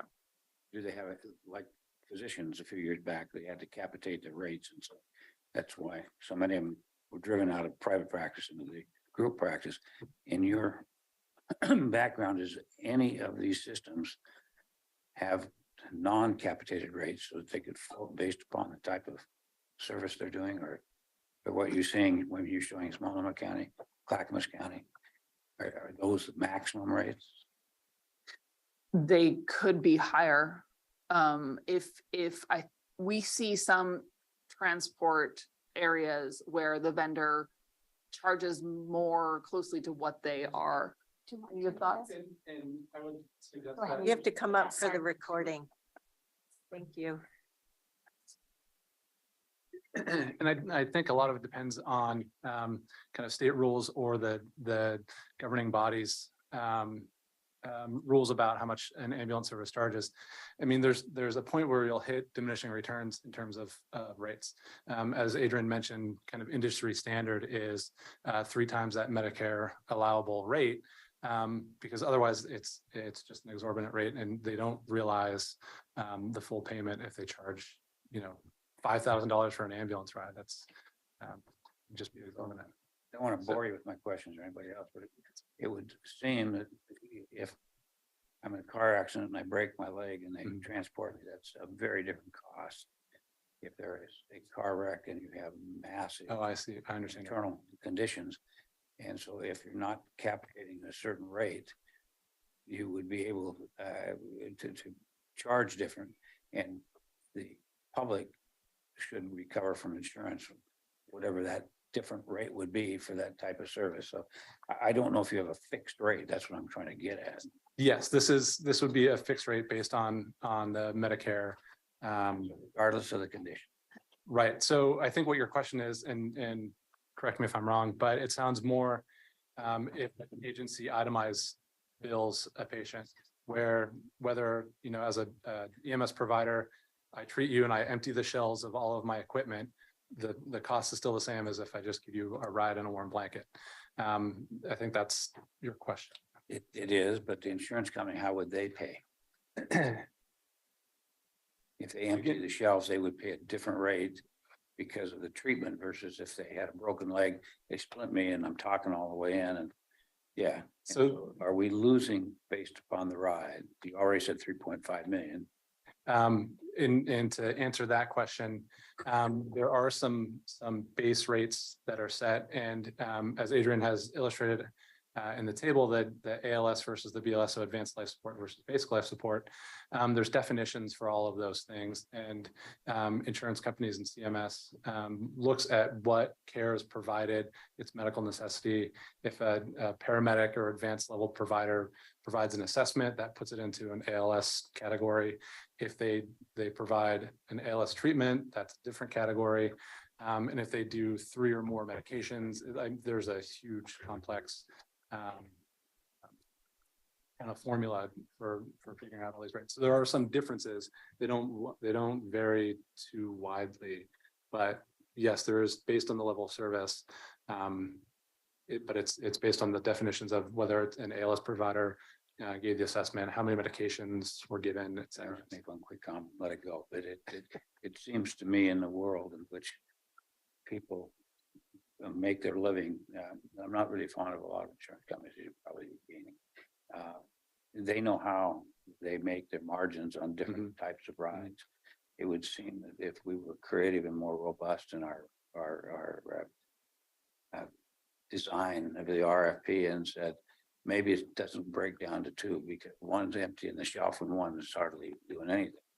That there may be insurance coverages, so we're losing, you say 3.5, it may be 4 or 5 million a year that we're losing, in terms of actual coverage. So I'll stop with that, but it just seems like we're being too simplistic and the models are more complex than that.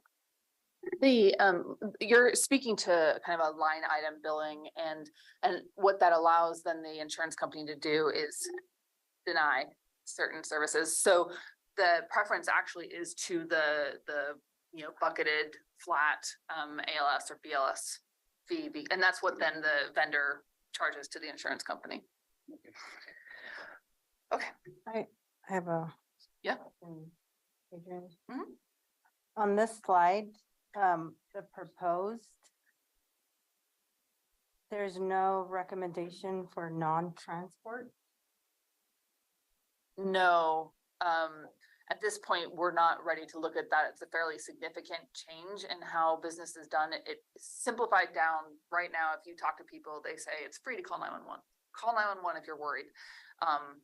When you get to that non-transport, 911 becomes not free if the ambulance comes for certain things. And Multnomah County does it. It's very restricted. Like they do it for very specific things. But we're not at a point of looking at that change yet. I'll give a personal example of how a non-transport would apply. So my mother and her husband continue to live in their home, even though, much to all of the siblings' dismay. Merv is 102 and lives in the bed. My mother is going to be 86 in February and needs assistance as well. It's not what I call a healthy situation. The EMS transport is a bit exasperated because they're being called at least 2 or 3 times every 2 weeks to pick one of the 2 of them up off of the floor. And each time they are required by the state to report this now. If it was in Oregon, social services would be involved by now. It's not, it's in the state of New Hampshire. The EMTs are frustrated because each of the parties I mentioned refused to go to the hospital to get checked out with each of these falls. That's where a non-transport cost would push the point. They usually, our fire, our 911, our EMS system has a lot of compassion for people. This is really for the abusers of the system. Moving here, right? Not that I know of. They can't really function outside of their own home. So no, I don't think they're going to take on moving to the state of Oregon. What I'm hearing from you is that we don't have a fee for that, and we are hesitant to venture down that path because of the complexities. Yeah, it's a bigger conversation. And we're changing so much right now that it's something we watch. And to Chair Harrington's point, it is oftentimes used for the folks who they see more often. But here in Oregon, we have other systems in place. My in-laws lived in Clackamas County. And when 911 was called for the 3rd time in 2 weeks, that was the threshold. Clackamas County Social Services then got involved and got in touch with us, thankfully, and gave us finally the support we needed to say to my in-laws, you can't live in your home anymore. And so we have systems in place in Oregon that help achieve the result on the instance of it crossing that threshold.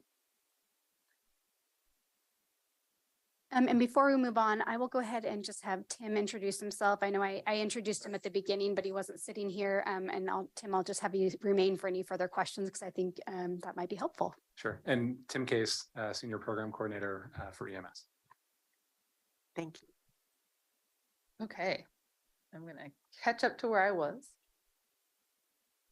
Okay, so the addition with the new rates, it really does set up the vendor to be able to look at, real living wages, increased opportunity for career growth within their organization. And then, the key to that then is the increased employee retention. While it's nice to have a starting place and then they go off and benefit our other partners in EMS, it would be really nice to build a vendor who is the place to work. And that is one of the hopes from the increased rate. So my questions to you, and you're never shy about asking questions anyway, but what further information do you need in order to consider for approval of these fees on February 7th when we come back for the board meeting? And then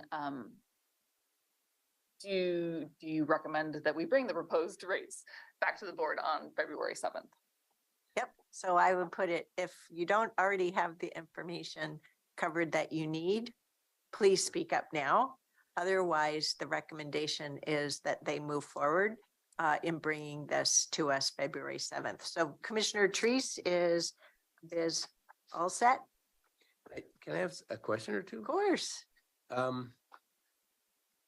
So historically, over the last couple of years, we've had some issues with, there wasn't an ambulance available. And so the local fire departments did the transport. Do they get paid this rate when they transport? Yeah, we have a program called Arm Up, which allows for when necessary fire to transport. Fire can bill the approved transportation rate, or currently Metro West bills for a couple of the fire departments who don't do their own billing normally. Okay, So they realize that. okay. But the wait times are still a problem. Yeah, there's a whole bunch of different things in there. I guess when I read this for the first time, I was a little frustrated in the fact that we have waited so long to do this. And I realize now that you tell me that the provider had turned them down. But at the same time,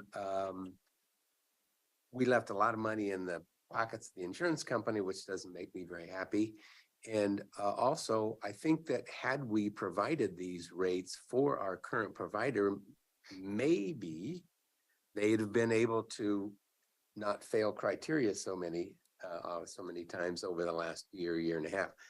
That's just conceptual on my part, but I think we should have been looking at this and pushing this to be done. There's no downside to this, except to the insurance company, which is not a problem. So anyway, that's my frustration when I saw this. We should have done this.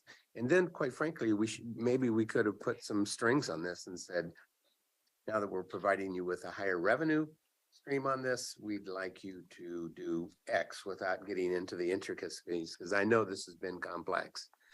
But yeah, this is rear view mirror stuff. But. So in terms of our discussion, I would say, given the way that the Evergreen contract was set up, staff didn't have the ability to do that. Okay. What we enabled by virtue of supporting a revisit, setting up the EMS alliance, setting up this process is enabling us to do exactly what you're talking about, because our current vendor can choose to respond to the RFP. That would be a wonderful thing. Okay. So Well, I'm in hopefully agreement. that addresses some of your frustration. So Okay. great. Okay.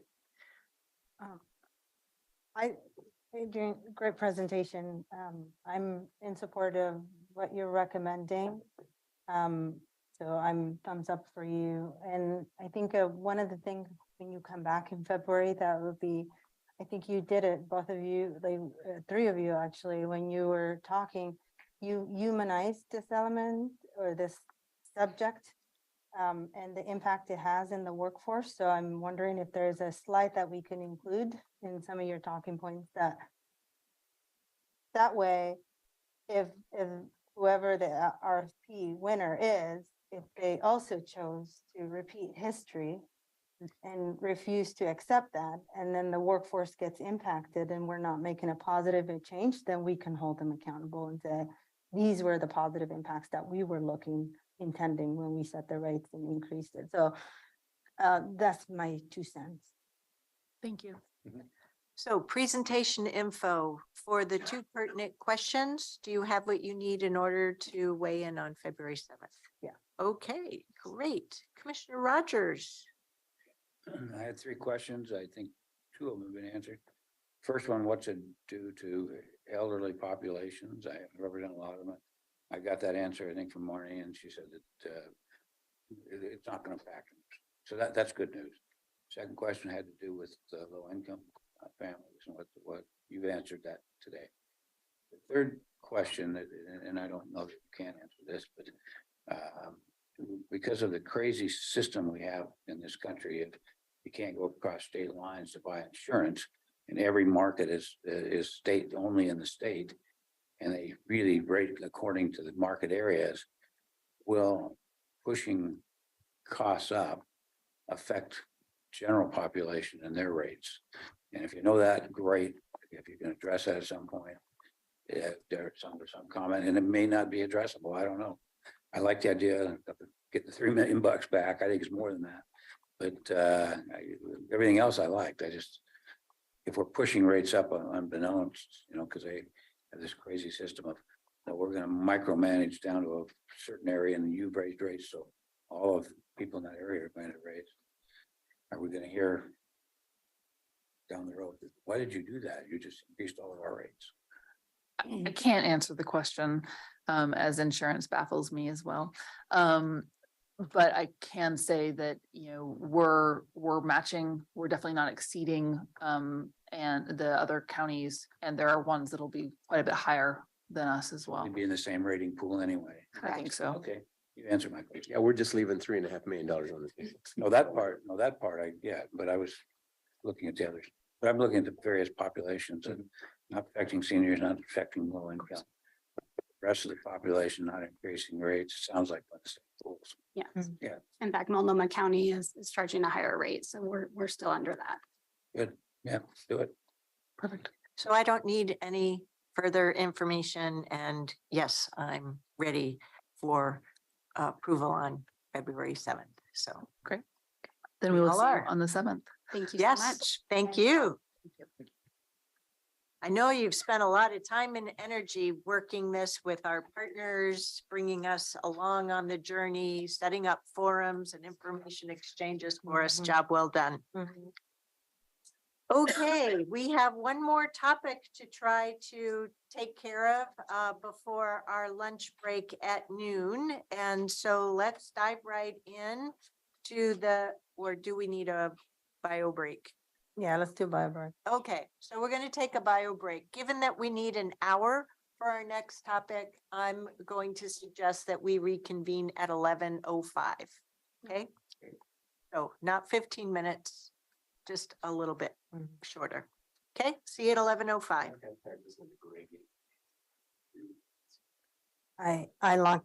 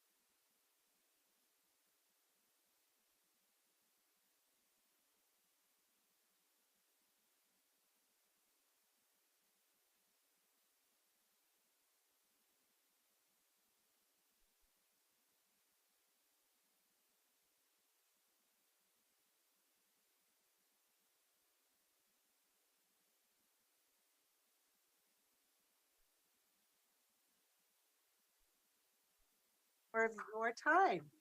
Welcome back. So, our next subject is on the agenda, gain share history and future. Take it away, staff.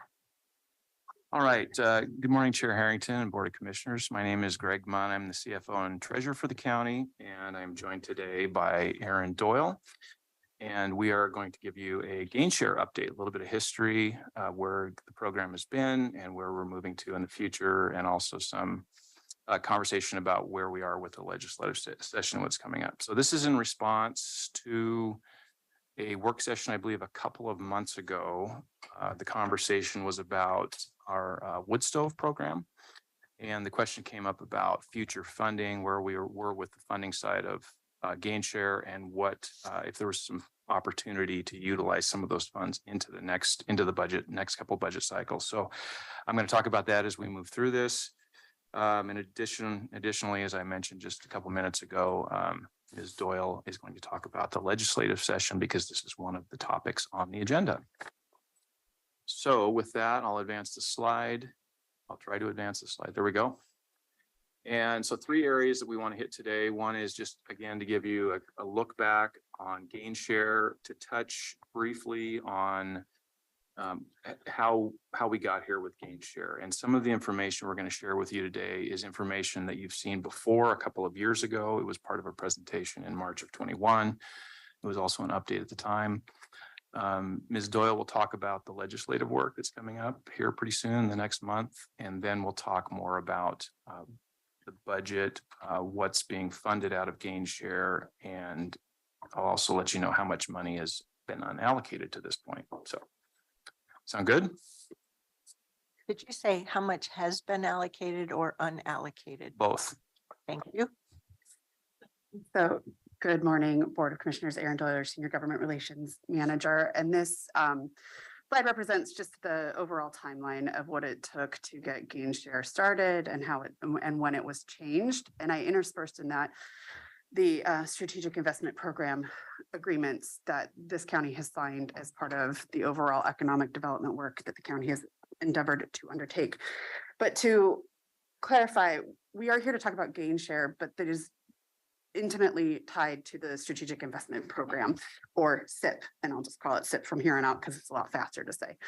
In 1993, the state legislature granted local governments the ability to enter into SIP agreements, which are a tax abatement program for significant levels of investment. And that tax abatement sits on, after a certain threshold of investment, that property tax above that threshold is abated. And we did, as a county, enter into a number of those SIP agreements. 2 were entered into 1994, 1 in 1999, 2005, 2006. Each saw additional agreements. But during that conversation about, is it worth the give, there was a realization that there was a lot of income tax revenue coming to the state, and we should perhaps share in that gain that we bring to the state when we invest our property tax dollars into economic development. So in 2007, the state legislature enacted gain share. And the keys there were that the legislature agreed that they would give us about 50% of the income tax revenues that were gained for jobs that were either retained as a result of the SIP investments or new. And those were the permanent, what we call permanent jobs. Those are tied to the actual facility themselves. It is not related to all the peripheral jobs of any sort of construction trades that come in, build, and leave. So there were requirements placed on the businesses that they report that information to the state. The state manages the assessment process, as well as the abatement calculations to a large degree that assessment and taxation can further explain, but it took about 3 hours for me to get it, so I didn't want to add it all here. Over the course of the next few years. Hang on 1 second. Yeah. To clarify, that 2007 enactment also included a $16 million cap. It did not. Okay. That came later. Okay, thank you. That's why I wanted to find out. 50% at that point. So at that point in time, the cap was set at 50% of the Got it. new income taxes. Yep. that were leveled. Over the course of the next few years, as the SIP agreements that were entered in 2005 and 2006 really saw fruition of those new jobs and the retained jobs in particular, some people started asking questions, and those people happened to be in the state legislature. So there was ongoing work. And in 2015, there was an amendment. We'll get into that a little bit more in future slides. And then in 2002, so in 2015, there was a cap placed and a sunset set on the gain share portion of the program. SIPs have their own natural sunset per contract, 15 years. So, and then in 2022, we sought to extend it 6 years. It was only extended one, and now we'll be working to extend it further. But to take us, Could I ask a clarifying question here? So the gain share sunset was not aligned with the SIP sunset. there is no statutory sunset on the SIP program. Yeah. It has no sunset. Each individual SIP agreement Does. because that's Okay, the but nature of the Concept doesn't have a sunset. Correct. And so you're saying that gain share concept had a sunset. Gain shares concept Okay. had a sunset placed on it in 2015. And do all of our SIP agreements stick with that 15-year, or are some of them 30-year? The 2014 SIP agreement is written in such a way that it has a 30-year life, but within that, there are tranches of what goes into that 15-year abatement period.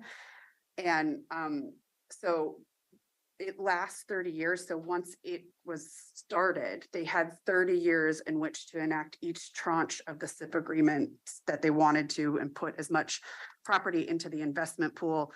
And this is perhaps where you want to have some conversations with the A&T or Greg, because I was not part of that contract negotiation team. So That's they 3 have years from 2015. So it's to 2045. So the actual abatement and the running of the 15 years is once the apportion their investment to that contract. So and I have it in my notes and I will find it as quickly as I can, just because, so basically the SIP agreement being signed in 2014 did not start the clock on that. It didn't start, the clock was not started on the 15 years until the investments that Intel was making was allocated to that particular SIP agreement. So they say, we're going to invest $1 billion, and until they hit that $1 billion mark in one agreement,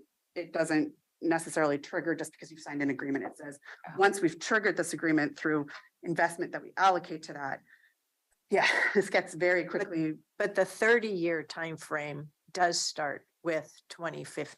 The 30-year, I'm gonna go back to my notes because this is where I don't want to. This has never been presented to us, which is why we have these questions. And that's fair. So, which is why I have meetings with technical experts before I open my mouth.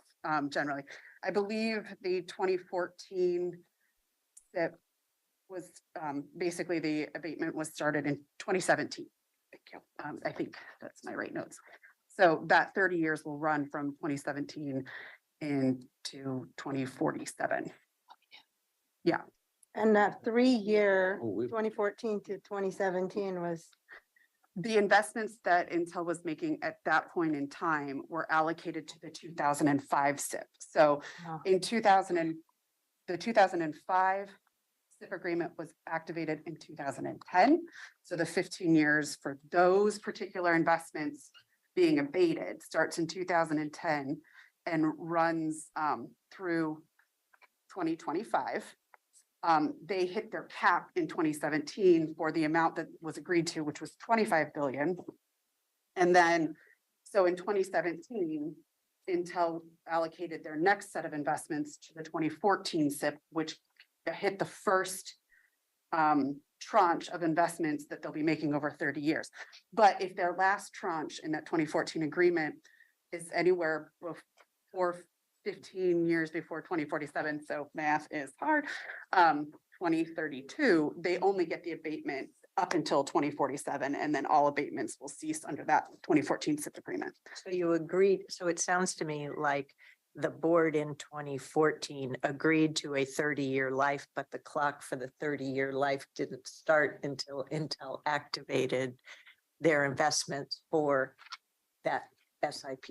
I remember 2017. 20, but okay, 30 is even better. No, it's Better 30. I for remember them. 30. It's but, 30 years. But So like Aaron said, the terms for the second 15 are different Then the first, than the first 15. So it's kind of a, they gave them a 15-year rollout right, versus the other ones are much more of a drop dead. right. And I have a question, previous slide, if you could go back. Just clarifying. Mhm. 1994 IDT. integrated device technology, that one has run its course and I don't know anything about that company at this Okay, point in time. and then, so, and then 1999, we did another SIP agreement with Intel. Right. 2005, we did another one. 2006, we did a Genetech one. And so what's the detail on that one? Where, any updates? I don't have. Can I make a suggestion? Just because we don't have all the information at our fingertips, I'll work with staff on bringing a SIP update back to the board to provide the information and answers to questions that have Oh, been that's raised where now. You can't talk, it's very difficult to talk about one without talking about the other. Right. Mhm. And we're doing it again. Yeah. Done it before. But I think we have to accept that they didn't bring us a comprehensive SIP overview for today to Yeah. work in line with the gain share. Today is gain share. Yeah, Gain share. I- Yep. I can follow that. particularly since it relates to the timeliness for state legislature and other activities. And also to the budget questions. Yeah. the board has been asking. I have a gain share question now. Okay. On that same slide, if it's This okay slide, with you. yeah. So 2007, gain share was enacted. Mhm. There was no sunset. Correct. And then 2015, somebody brought a legislative concept or some way Yeah. of a bill to suggest the sunset. Yes, and it was And where was Washington County? Were we in support of that sunset or? the And a 20 cap, yeah, I see it. The 2015 legislative session was an ongoing negotiation of what could and could not be lived with. I think at the end of the day, Washington County wanted to maintain gain share as a program and therefore accepted the terms that the legislature proffered, but it was a very long and complicated negotiation. So it's one of those places where I don't believe the county's position was particularly happy with this agreement, but it was better than losing the program altogether. Yes. So this chart is fairly old. It actually is one that Greg found from prior to the 2015 cap and sunsetting. And it's really hard to read. So, but the key takeaways here is what we were expecting as local governments out of SIP and gain share was that that red line is the property tax that's abated, so our revenue losses. And then the green bar chart above shows what we were expecting to gain through the gain share program over time. And you'll see that it was, expected to go up and up and up and just shy. The estimations at the time were by 2020 fiscal year, we would be getting just shy of $50 million. But something happened on the way to 2020 called cap. And that hit us at $16 million and really set us to have a really different relationship. A fixed cap. A fixed cap. And that is But the red line continued. the red line continued because the property tax abatements continued because everything had been negotiated, expecting gain share to continue down the path that it had been on. The other key thing that changed, which actually doesn't matter as much because of the cap that was put into place, is that they changed the calculation to not include retained jobs because the political conversation at the time was that it was really hard to measure that and therefore seemed suspicious to some people. If you Google the headlines from the day, the word boondoggle comes up a lot. I don't think that that's a fair assessment of just the level of investment that we have brought into the state through our SIP investments. And that gain share, it really is just a drop in the bucket of what we provide back to the state. So 2015 included the sunset, the cap, and removed Retained. job. retained jobs. Yes. I was. To my next slide. So just to be a little bit clearer here, in 2015, as the chair just summarized, that Senate Bill 129 really did modify gain share significantly to cap the payments at a $16 million, which is not indexed. It is not revisited at any point in time. There's no plan for revisiting that in 2015. It also limited the payments to new jobs that are tied to a SIP project, as opposed to trying to calculate what is actually retained as a result of SIP investments. And it established that 2024 sunset for the gain share program. And then in 2022, we worked for a 6-year extension, but ended up with a 1-year extension because politics are complicated in short sessions. And Erin, it says cap payment to any county at 16 million, but that doesn't mean that Washington County gets 16 million. The I just- You'll see it on the next. The geography of Washington County gets Yeah, $16 million, and we are going to talk about how that is. So this is distributed. important. We really need to include the word geography. Okay. Yeah, I Okay. agree, because it looks like the county gets that. So because our rural colleagues, for rural SIPs, there's a $10 million cap, I believe. Or maybe it's the 10-year cap. There's different caps or terms. That's the word I meant to use for rural SIPs.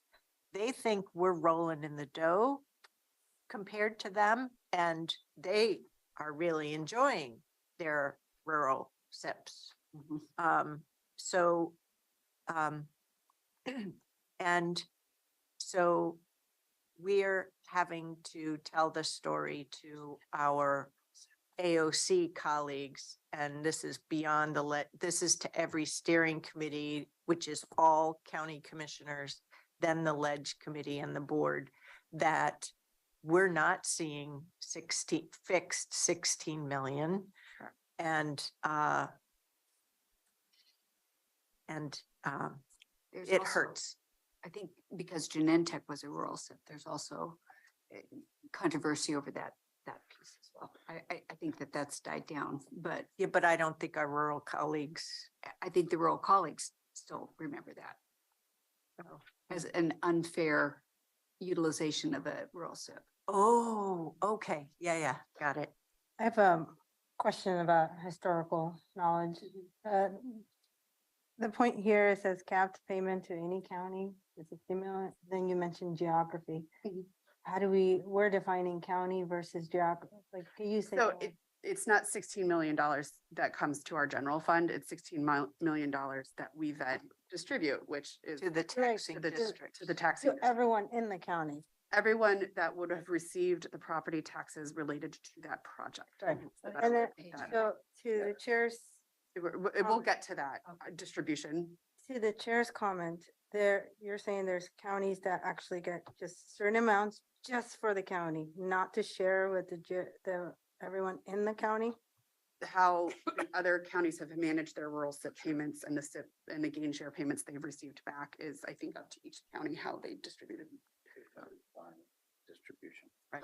We could keep it all. How Ours it's is What the negotiated. city hills. Wow. we negotiate it with the taxing districts that are impacted. So that's why I use the word county there, is because it is up to the county who is. We'll entering get into to that in agreement. 3 more slides. Right. So from the legislative history, we're going to look at what that has done to the budget. Well, that's a perfect intro. So on the next slide, this is a graphic that we shared with you a couple of years ago as well. But what I like about this is you can see the first 3 years. Those represent the Senate Bill 129. I think that's right, Senate Bill 129, prior to FY or the gain share program prior to the cap.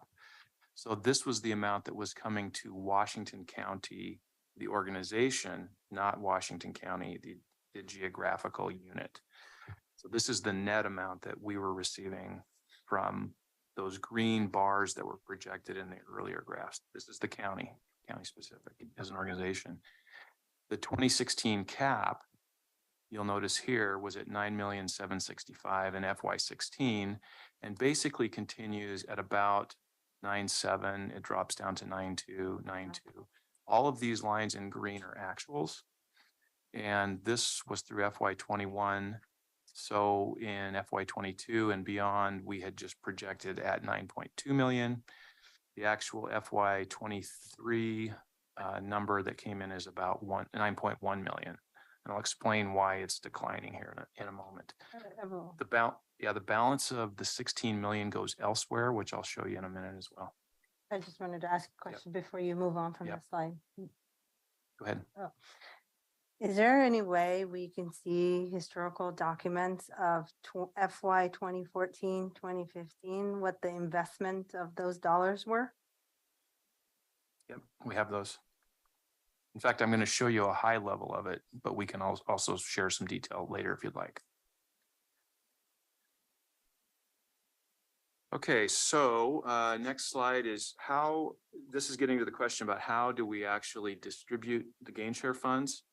And not to oversimplify, but it's largely distributed in the same method, the same way as the community service fees underneath the SIP agreements. And that's essentially by tax code where those investments are made. Those tax codes are the ones that are used, those overlapping taxing districts, and how those dollars are distributed out. So it's the same as the SIP. And those that currently affect the gain share distribution are the three that you see up on the screen now, the 2005, 2014 SIP with Intel and Genentech, the 2006. Okay, so again, this is a graphic that's been shared with you before. But can I ask, you talked earlier that the 2005 SIP was activated in 2010, goes till 2025, but has hit the cap in 2017.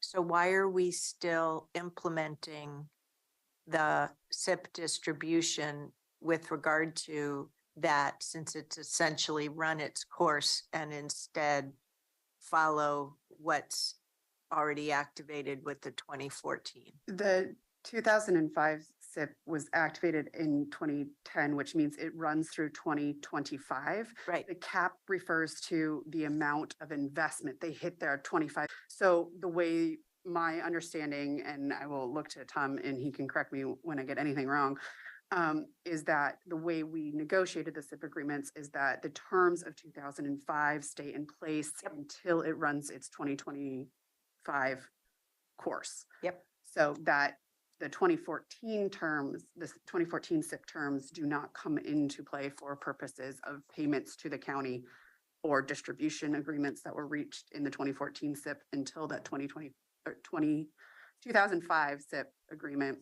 actually closes in 2020. Yep. 5. Thank you. Yep. Thank you.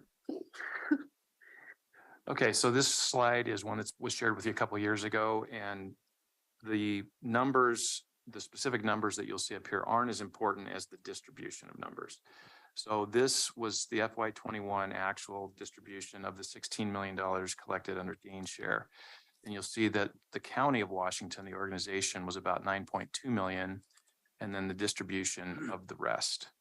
So the difference between FY21 and FY23 is a couple of key components. I just want to let you know is that I believe all of the other taxing districts, certainly for the County of Washington, have slightly declined. So Washington County has gone from 9.2 to about 9.1 million.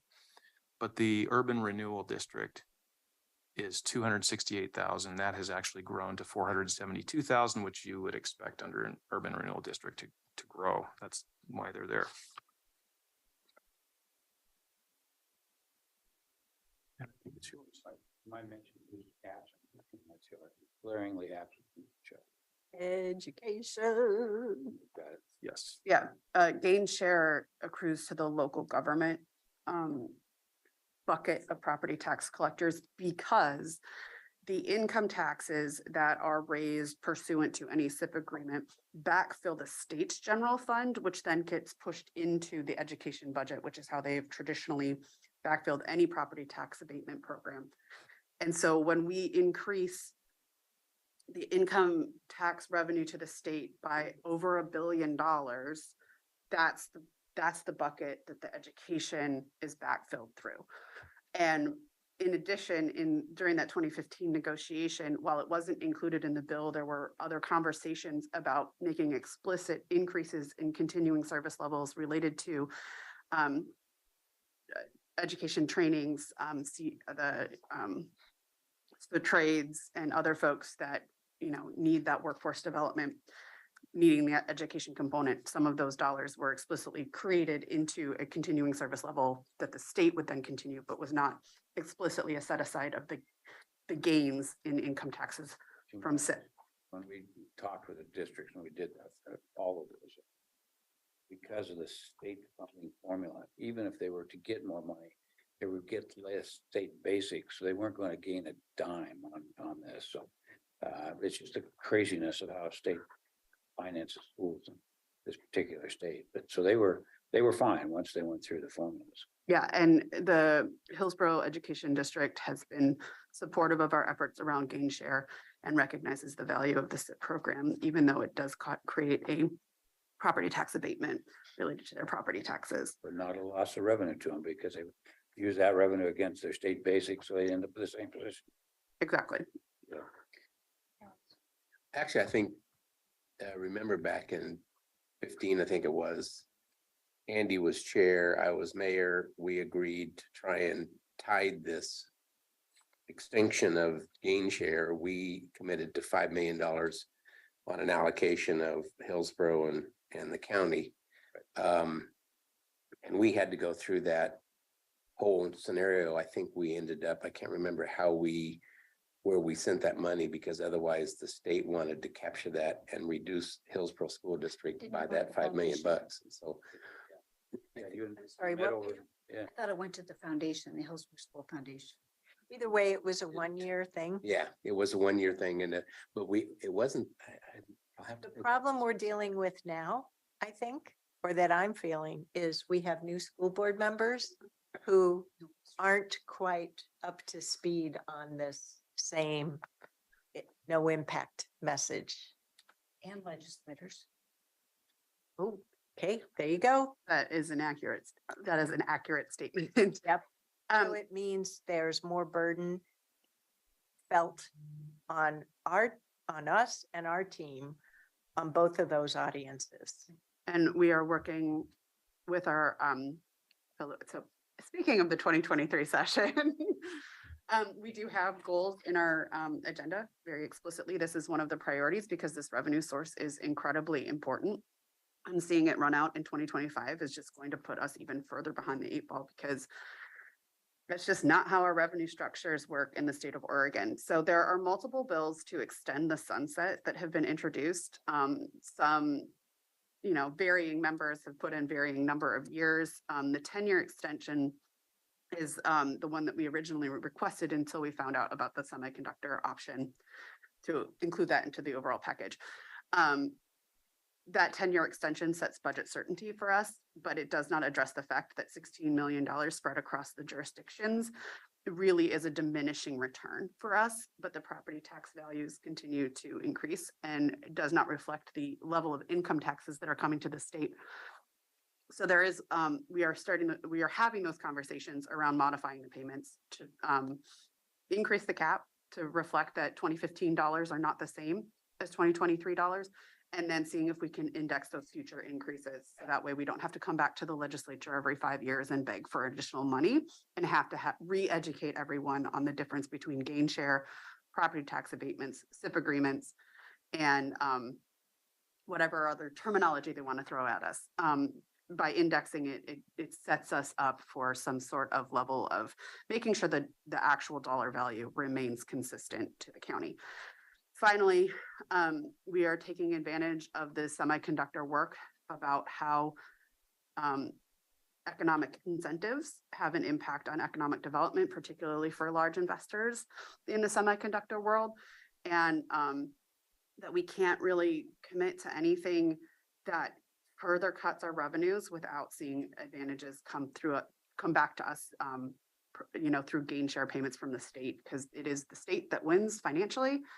Our community grows, our community sees other types of investments through those gain share dollars, but in order for those to stretch far enough, we need to see that increase. And we're working through the many avenues that are available to us to get that done. With that, Erin, could I ask you a question about the first bullet point, extend the sunset? You said that there's multiple bills.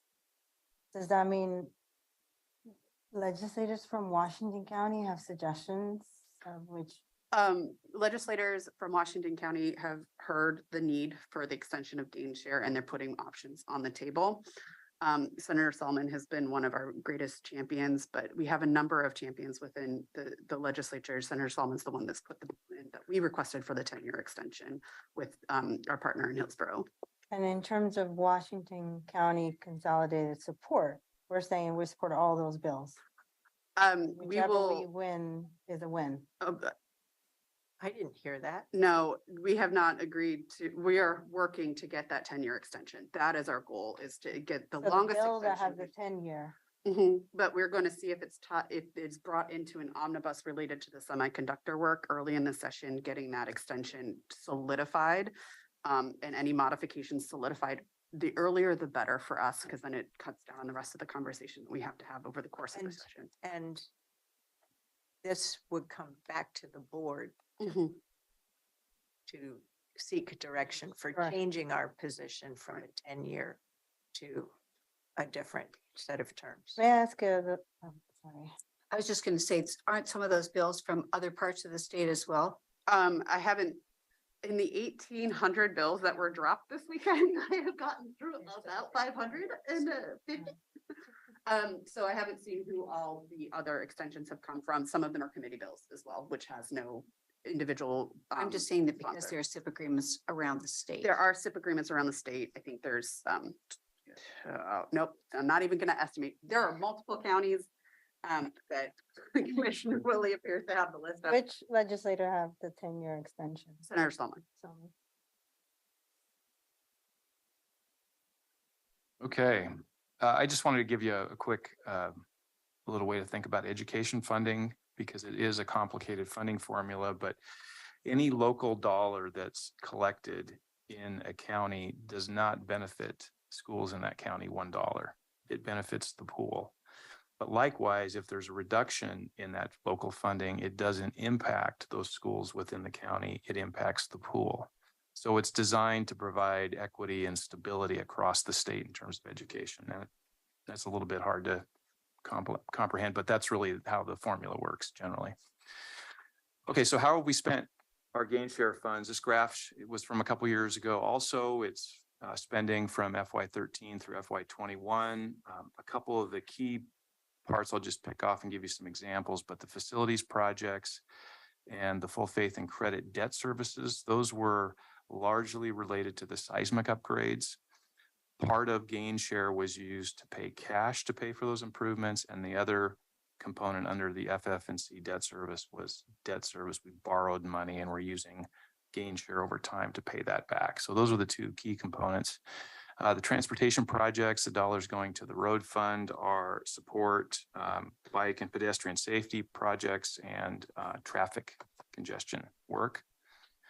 The ITS, the blue graph in the middle, the blue bar in the middle. Historically, we've funded our ITS about $3 million per year. This is for our major systems across the county. And about $1 million a year has come out of gain share, and $2 million has traditionally come out of the general fund. And then clean air programs, that's our wood stove program that we participate in, Event Center Capital, and then there's a list of small projects there. So, never mind. I'll hold my question till the next slide. Okay, so since then, this is a more current look. Can I ask, go Yep. back to the facilities projects. You said that the majority of that is seismic upgrades. Is that the seismic upgrades that were done to this building Mhm. exclusively? Yes, yeah. Not exclusively. Got it. There's jail security, there was. For the most part. Yeah. Okay. Okay, so this has some actuals back to fiscal 18, but largely what you can see is if you look at the actuals in FY 22 and then our estimated expenditures in FY 23. And then again, here I mentioned that we're down to about 9.1, and a little bit under 9.1 estimated for FY 23 in terms of revenue. And then just for a projection, which is just kind of a finger in the wind estimate at this point, because we don't know, about $9 million for FY 24, and you could safely say about the same amount for FY 25. So we don't have an FY 23 budget built yet, but if we were to continue to fund ITS capital at the $1 million rate that we have in the past, and the road capital projects at 2.6 million, plus take care of our debt service in FY 24, we would have about a $4.5 million ending fund balance. If you run those numbers out through the end of the current program, FY 25, there's actually a large balloon payment debt service of about $8 million that caps that off. And you assumed we would still spend $1 million on ITS capital and 2.6 million on the road fund. We would have about $2.1 million in unallocated, uncommitted funds available in the gain share program. So part of this conversation, looking back a couple of months ago, was where are we funding wise moving forward? That's the reason why I wanted to share this with you and open it up for a conversation if there's priorities or thoughts about as we build our budget moving into FY 24. I just have a question here. And the Washington County lore is that the event center was built with gain share dollars. It doesn't look like that's the case in this chart. We put gain share, I remember. But right on this chart, it looks like there's less than 2 million. And then but on the other, it's 2.3 million, 2.4 million, something like that. I thought we committed 3 to 5 million a year for 2 to 3 years. That's what I thought, and I'm just trying to find where that is. It's in two numbers. If you look at this facilities capital here, the $17 million, part of it's in there, and part of it is in this debt service payment of $4.2 million, 4.7, and so. Okay, well, It wasn't just, so what was articulated before you asked this question was seismic. right, and I was trying to find the, not events. I was on the committees early on before I was elected, and I know what the money was, so that's why this didn't add up. Yeah, there's some fairly extensive spreadsheets. I think Mary Gruce crafted those that shows the division of using cash versus general fund versus debt service and how all of that was split out. So what multiple members of this board is looking for is a clear picture of the debt service and making sure we know how that is obligated across all the facilities. So you're talking about the 5 million a year across the board? So as was verbally shared prior to your asking the question, the facility debt service that we're carrying was on seismic. Right. Did not include event center. It did include the event center. Which is why it's important for us to hear that. We can follow up with a full comprehensive listing of that debt service. That would be, yeah, we have all that. Sounds to me from this slide that there's a good fund balance in 2017, 2018. And then something happened, change of practice happened. Or And I agree, like, probably none of us were here to speak on that, but what was the shift in investments 2017, 2018 to, like, it went from 19 to 3 on that first slide.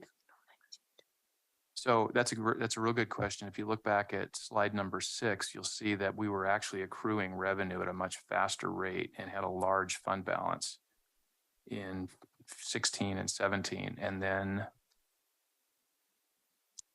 Oh, so this slide, the green bars are the revenue. mhm, mhm. And then. So that fund balance had built up, giving us a $19 million beginning fund balance in fiscal 18 Mhm. that we used to complete a bunch of this capital work. Part of it was cash, and the other part of it we borrowed against future gain share revenue.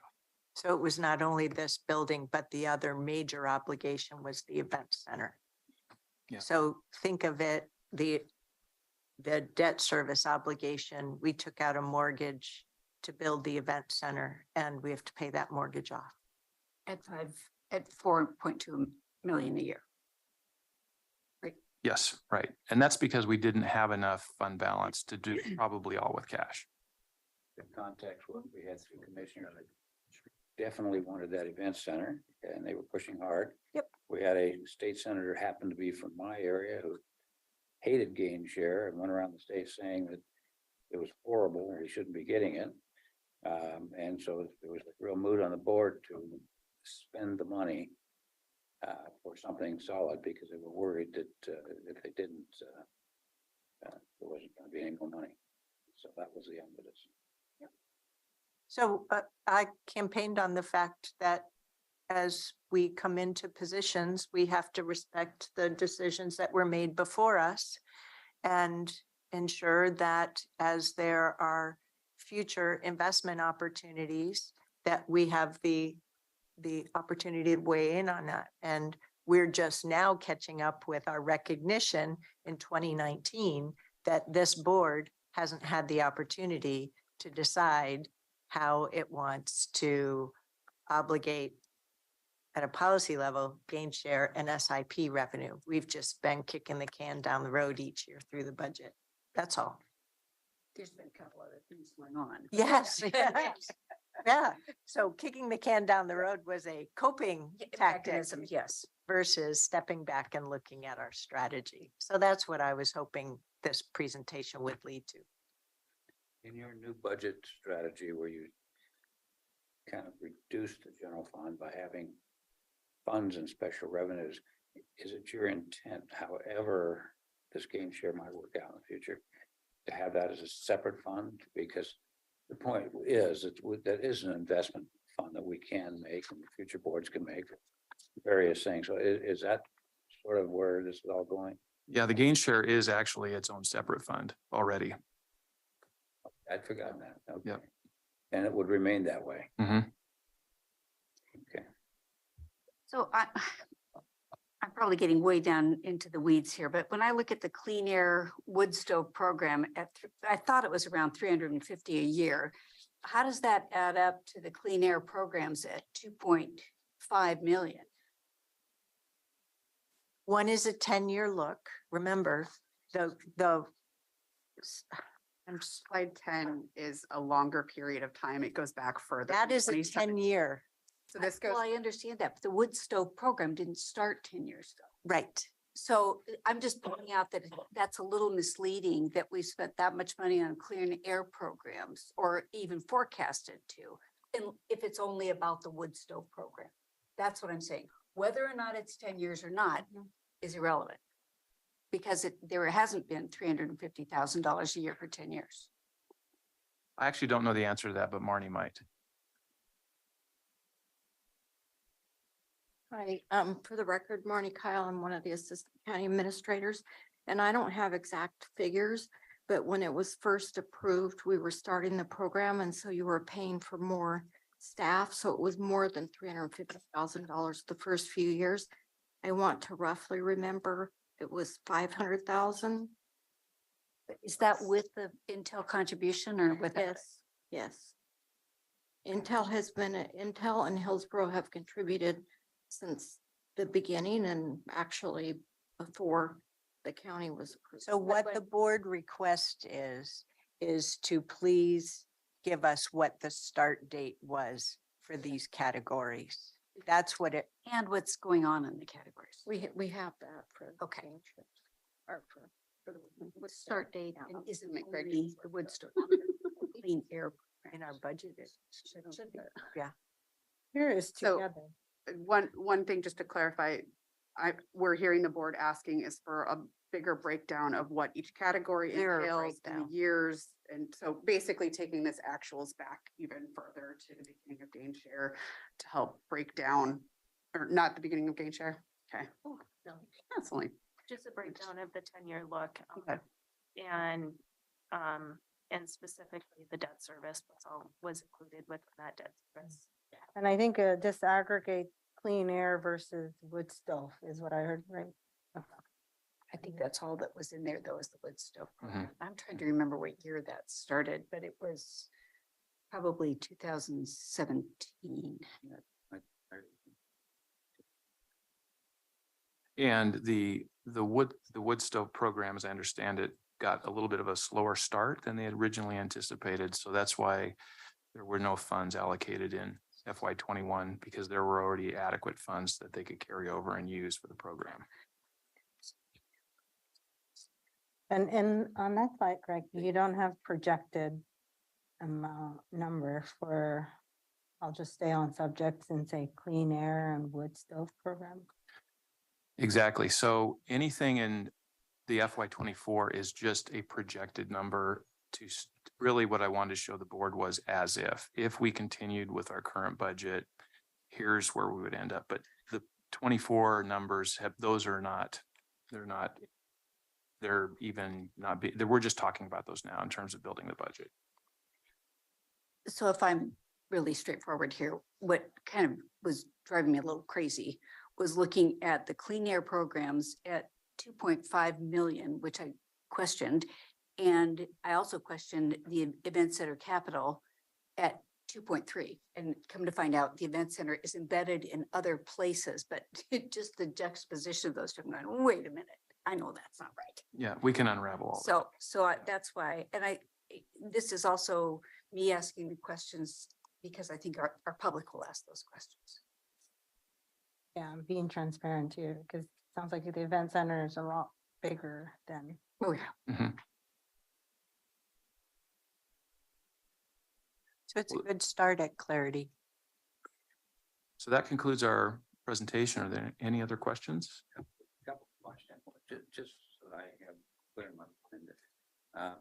Could the legislature, this session, worst scenario, terrible scenario, but trying to plan for contingency, could they just simply say, we're not continuing the program at all? Because I thought it was a 1 year. So could they say, we're not going to do that? I mean, anything is possible. Someone could introduce a bill that would just cancel out gain share completely, but what they could also do is decide not to extend the sunset and have us capped at 2025. Yeah. Or they can extend the sunset. Yeah, so if they did that, great, off the top of your head, it just really rough. What would be our obligation? It would be the debt service or something. And how much would that be remaining? So the debt service in the last year is $8 million. If we had in the last year $8 million of debt service, we continued our FY 23 budget commitments, we would still have $2.1 million left over in uncommitted fund balance. Hearing you right, and budget, not this year, next year, but one more out, the general fund is going to find $8 million. No, that's part of the extension. No, we have 2 million in additional fund balance that hasn't been committed in these numbers. Okay, Yeah. all right then. No, so we're in the black. All right, I just wonder if there was some big cloud out there. Yeah. Well, there is. The debt service goes from Yeah, I'm 4.9 to $8 million. You said there was an $8 million balloon payment due in 2025, in addition to what we were seeing. So I'm totally confused. Okay. So FY 24, that final column, So we haven't built this budget yet, but we're just saying as if the FY 24 budget turns out to be the same as the FY 23 budget, we would end at the end of next fiscal year at about $4.5 million in fund balance. If you roll that forward to the final year of gain share and assume the same revenue continues in the very last year, the same expenditure for ITS capital and road capital, but our balloon payment for our debt service goes from 4.9 to $8 million. The sum of all that is still a $2.1 million positive ending fund balance. Assuming nothing changes. And then after we still have for that balloon payment of 8 million, we still have a $6 million gap. No, we have the balloon payment covered. Gonna commit this money and we're gonna get revenues in.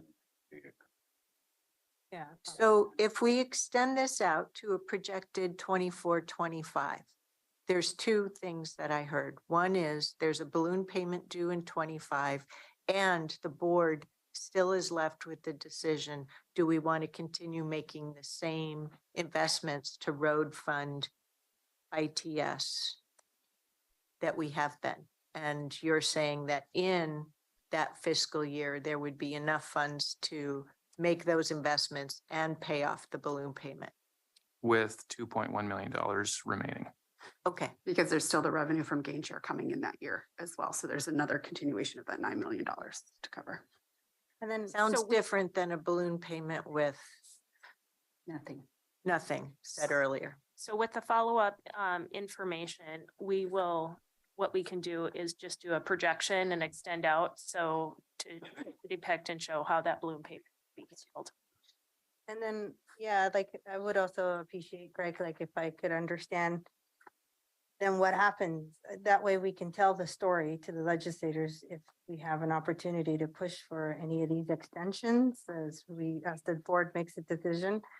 We can tell the story, the impact it would have on the county and what areas that we will have to disinvest for. So if your projection is correct and there is a 2 million or so left over after 2025, then what happens after that? So just based on those projections, we would have to find another funding source for both the ITS capital, the 1 million, and the $2.6 million to the road fund. Those would have to come from somewhere else. What about the mortgage that we took out, the chair mentioned earlier? That would be paid off. Completely paid off. Okay. Okay. And I think for right now, we've been pretty clear on what our direction is to staff, and they're very able to represent the complex story to legislators. So I think my suggestion to all of us is if legislators have questions, to please refer them to our government relations team. Yeah. This is such a complicated discussion that I find myself without the tools. And I want to make sure that the right story is getting to legislators. The only complexity but I'm a different spot. The only complexity I have is the policy.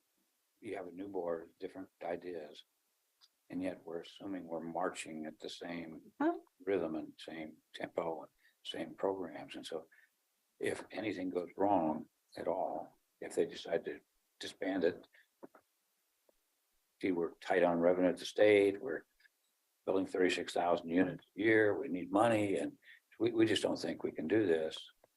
We're gonna have to adjust its priorities. And I don't know that we have a trigger time that we were going to do that.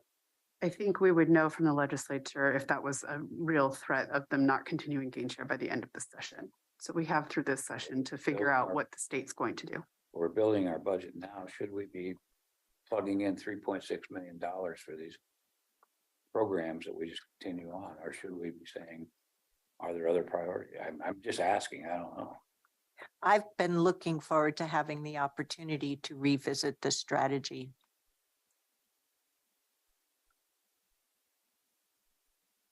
I think to me, one of the strong messages though is we kind of glanced over it real quickly, but if we go back to slide 4, how this got started in the first place was that Washington County and specifically the city of Hillsborough were investing a significant amount of money to attract these businesses to generate these jobs. And we were just asking the government, our state government, to give us back some of that money. So for all the investments that we were making, they were making a lot more money and tax revenues. So we were just asking to share that with us 50-50. And that was what was proposed way back when. And at that time, when it was constructed, they thought this was going to be about a $5 million deal. Well, you can see that it exponentially went up because it's kind of like it's a successful program. It works. And things were good. And then somebody saw what the price tag was going to be. And they weren't about to write Washington County, City of Hillsborough, a check for $80 million. So that's when all the fingers got in the pie and they came back around to this. So One of the new learnings for me out of today, though, was that change on retained jobs. yeah. So it's a double hit. Mhm. So, but And I if you, also, just a second, if you, but if you still look, even though with that change in it, the numbers are well above $16 million. Yes, So again, the program continues to be successful. It's just the state is now the beneficiary rather than sharing with the people that actually invested this. So that red line going down, that's the cost of doing business. And the green line up there is what the benefits, the revenue side of that. And you can see that we're at the blue line, we're getting the short end of the stick here.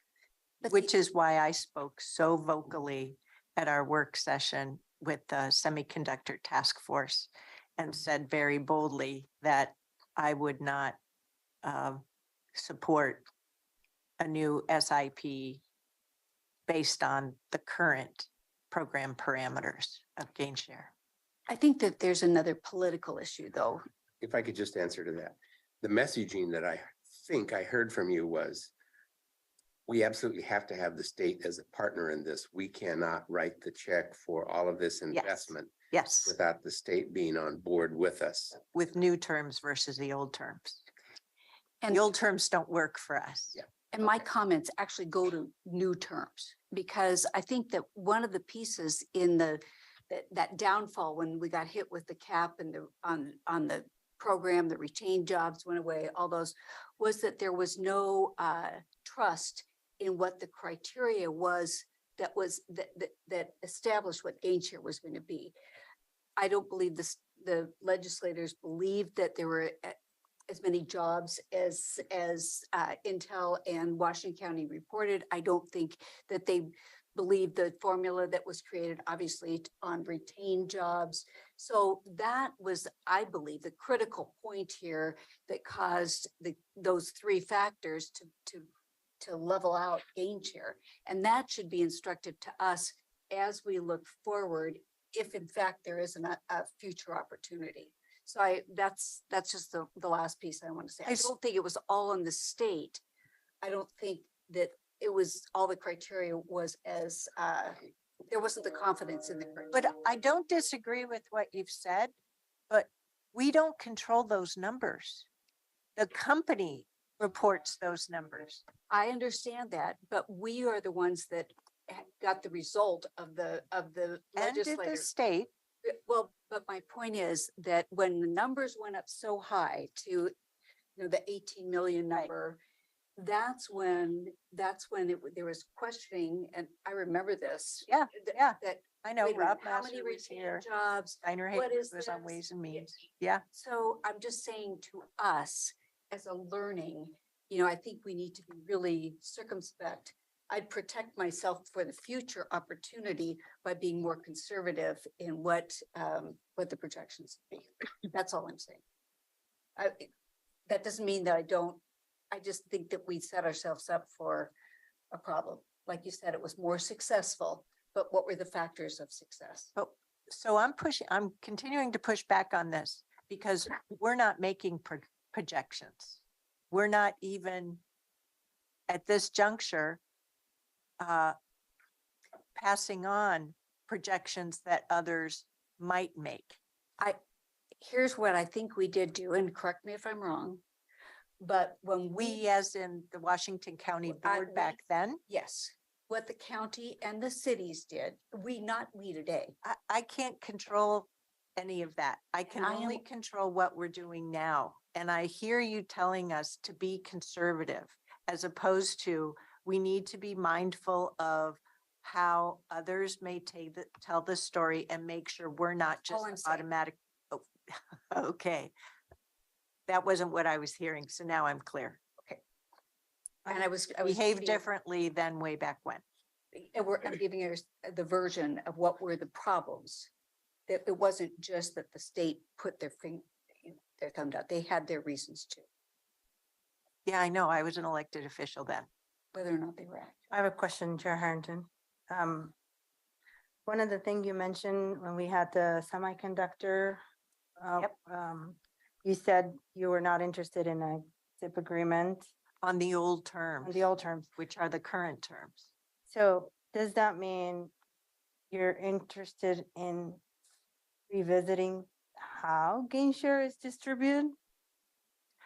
Irrespective of the semiconductor task force, back in 2019, when there were 3 new members of the board and we were learning the budget, I wanted to raise that as we were working on community need in 2019 moving forward, that in my view, the new board needed the opportunity to weigh in on the direction, the strategy for use of SIP and gain share funds. The then current CAO was not open to having that discussion. And then we had COVID. Okay, we have new management, time has passed, and I've articulated, I am still interested in the board of today, whether today is January of 2023 or sometime in the next year or so, that a current board has the opportunity to weigh in and ensure that we either affirm the current strategy or make changes to it. That's all. Which begs the question, if they're doing a budget now, but we won't know for a few months what the legislature would do, how would we have that input in this year's budget, the upcoming budget? I mean, I know we could do an appropriation transfer, that's a pretty big one, but I mean, we got about $3 million in there that we gotta deal with. So oh, I was just gonna say, so that's just part of our budget process. As we build our budgets across the board, we'll take those priorities and principles that we've worked with the board and department needs and requirements and roll all that up into a proposed budget that staff thinks makes as much sense as possible, giving our conditions to the board, and we can always change it. So that for a short-term coping strategy, which this will be our 4th budget year for using that tactic, I can get by because February is a couple weeks away and departments are responding to that. I still want the board to have the opportunity to look at the investment strategies for those 2 programs. Yeah, is there a plan? I didn't see next, I think this was a great presentation today. I really learned and I really appreciate it. I think it was very strategic of you all to focus on the numbers. And I think that was very well done. We were able to stay with you in this conversation, it's complicated discussion. But I think it's interesting what the chair said, and I didn't see a next steps of what the next steps are after this conversation. Did you So respond? can I summarize the yeah, next steps definitely. that, as I heard? So we are moving forward with the board's direction per the legislative agenda, specifically our GR team. I do want to underscore, if you do have questions or legislators reach out, please connect directly with Aaron Doyle. I want to commend both Aaron and Greg for really getting up to speed on both gain share and SIP. We do not have staff in place that actually negotiated the previous SIP agreement. So I want to say we've done a lot of internal knowledge kind of I'll say digging and re-education in this space. We will provide a briefing memo based on the questions that the board had outlined for additional historical information, breakdown of the categories, and then also projecting out 2025 in a financial, what does that, to show what that balloon payment looks like, to, I'll say, kind of demystify those numbers. As far as the next step, to look at a strategy for gain share and to ensure that the board has input into the strategic distributions moving forward. I would ask that we move forward with the strategy as outlined for this current budget prep year, and then staff commit to scheduling time in fall of 2023 to revisit that strategy based on the learnings of the proposed budget adoption and determine and will be past legislative session. Gain share and SIP. Gain share and SIP. And sorry, another next step that I heard is to schedule a board work session time to go through just the education of the current SIP agreements also. And so we'll get that on your rolling agenda. I'm glad you said that because I was just gonna ask if we could see the actual previous agreement. I don't, not that I'm looking to nerd out, but.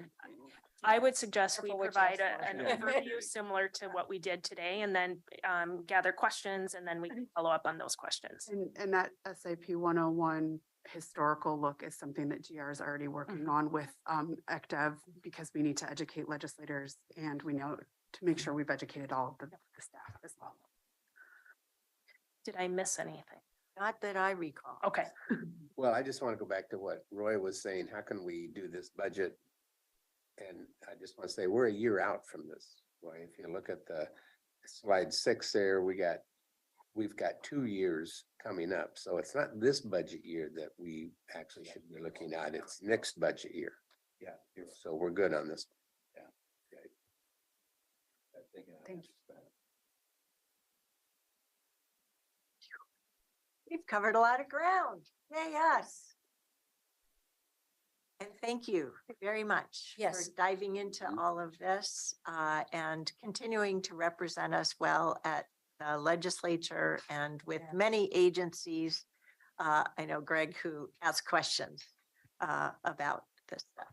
And I'd just like to say thank you for your calm approach here. I mean, that's really helpful, because there's a lot of things here that many of us, I'm raising my hand here, don't necessarily understand. And when it's like, okay, where's the, who's got the cheese or whatever it is? I don't understand where these things went, but your attitude is really helpful in saying, no, this is how it works. So thank you. Great, thank you.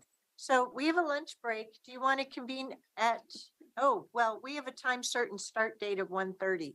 And is lunch being served over there? No, you're on your own for lunch and the meeting starts at 1. It is served over. No, Leah is providing lunch for the board and staff for your fair board meeting at 1:30. Yeah, you scared me, Chair This is Harry. the first I've heard of it. Oh, Chair, Harry, you ordered the vegetarian option over there that Leah will have for you. So what time should we be there to eat our lunch? I believe I would probably get there a little bit before 1:30 because I'm sure the lunch will be ready for you to probably eat during the meeting is what I'm presiding, but I left the specifics of it to Leah. Well, let's find out from Leah. There you go.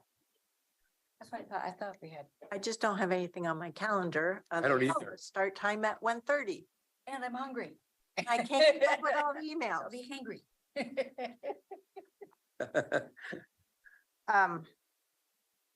okay. Is the meeting adjourned? Well, we'll see one another at least by gaveling in at 1:30. Okay.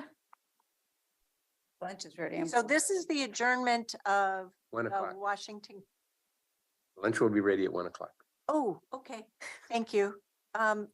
This will be the gaveling of the Washington County Board of Commissioners work session. We'll regavel in as a joint work session with the Fair Board by 1:30. Thank you. because that's what was noticed. Thank you. Thank you. And where was the parking again? Kevin, they were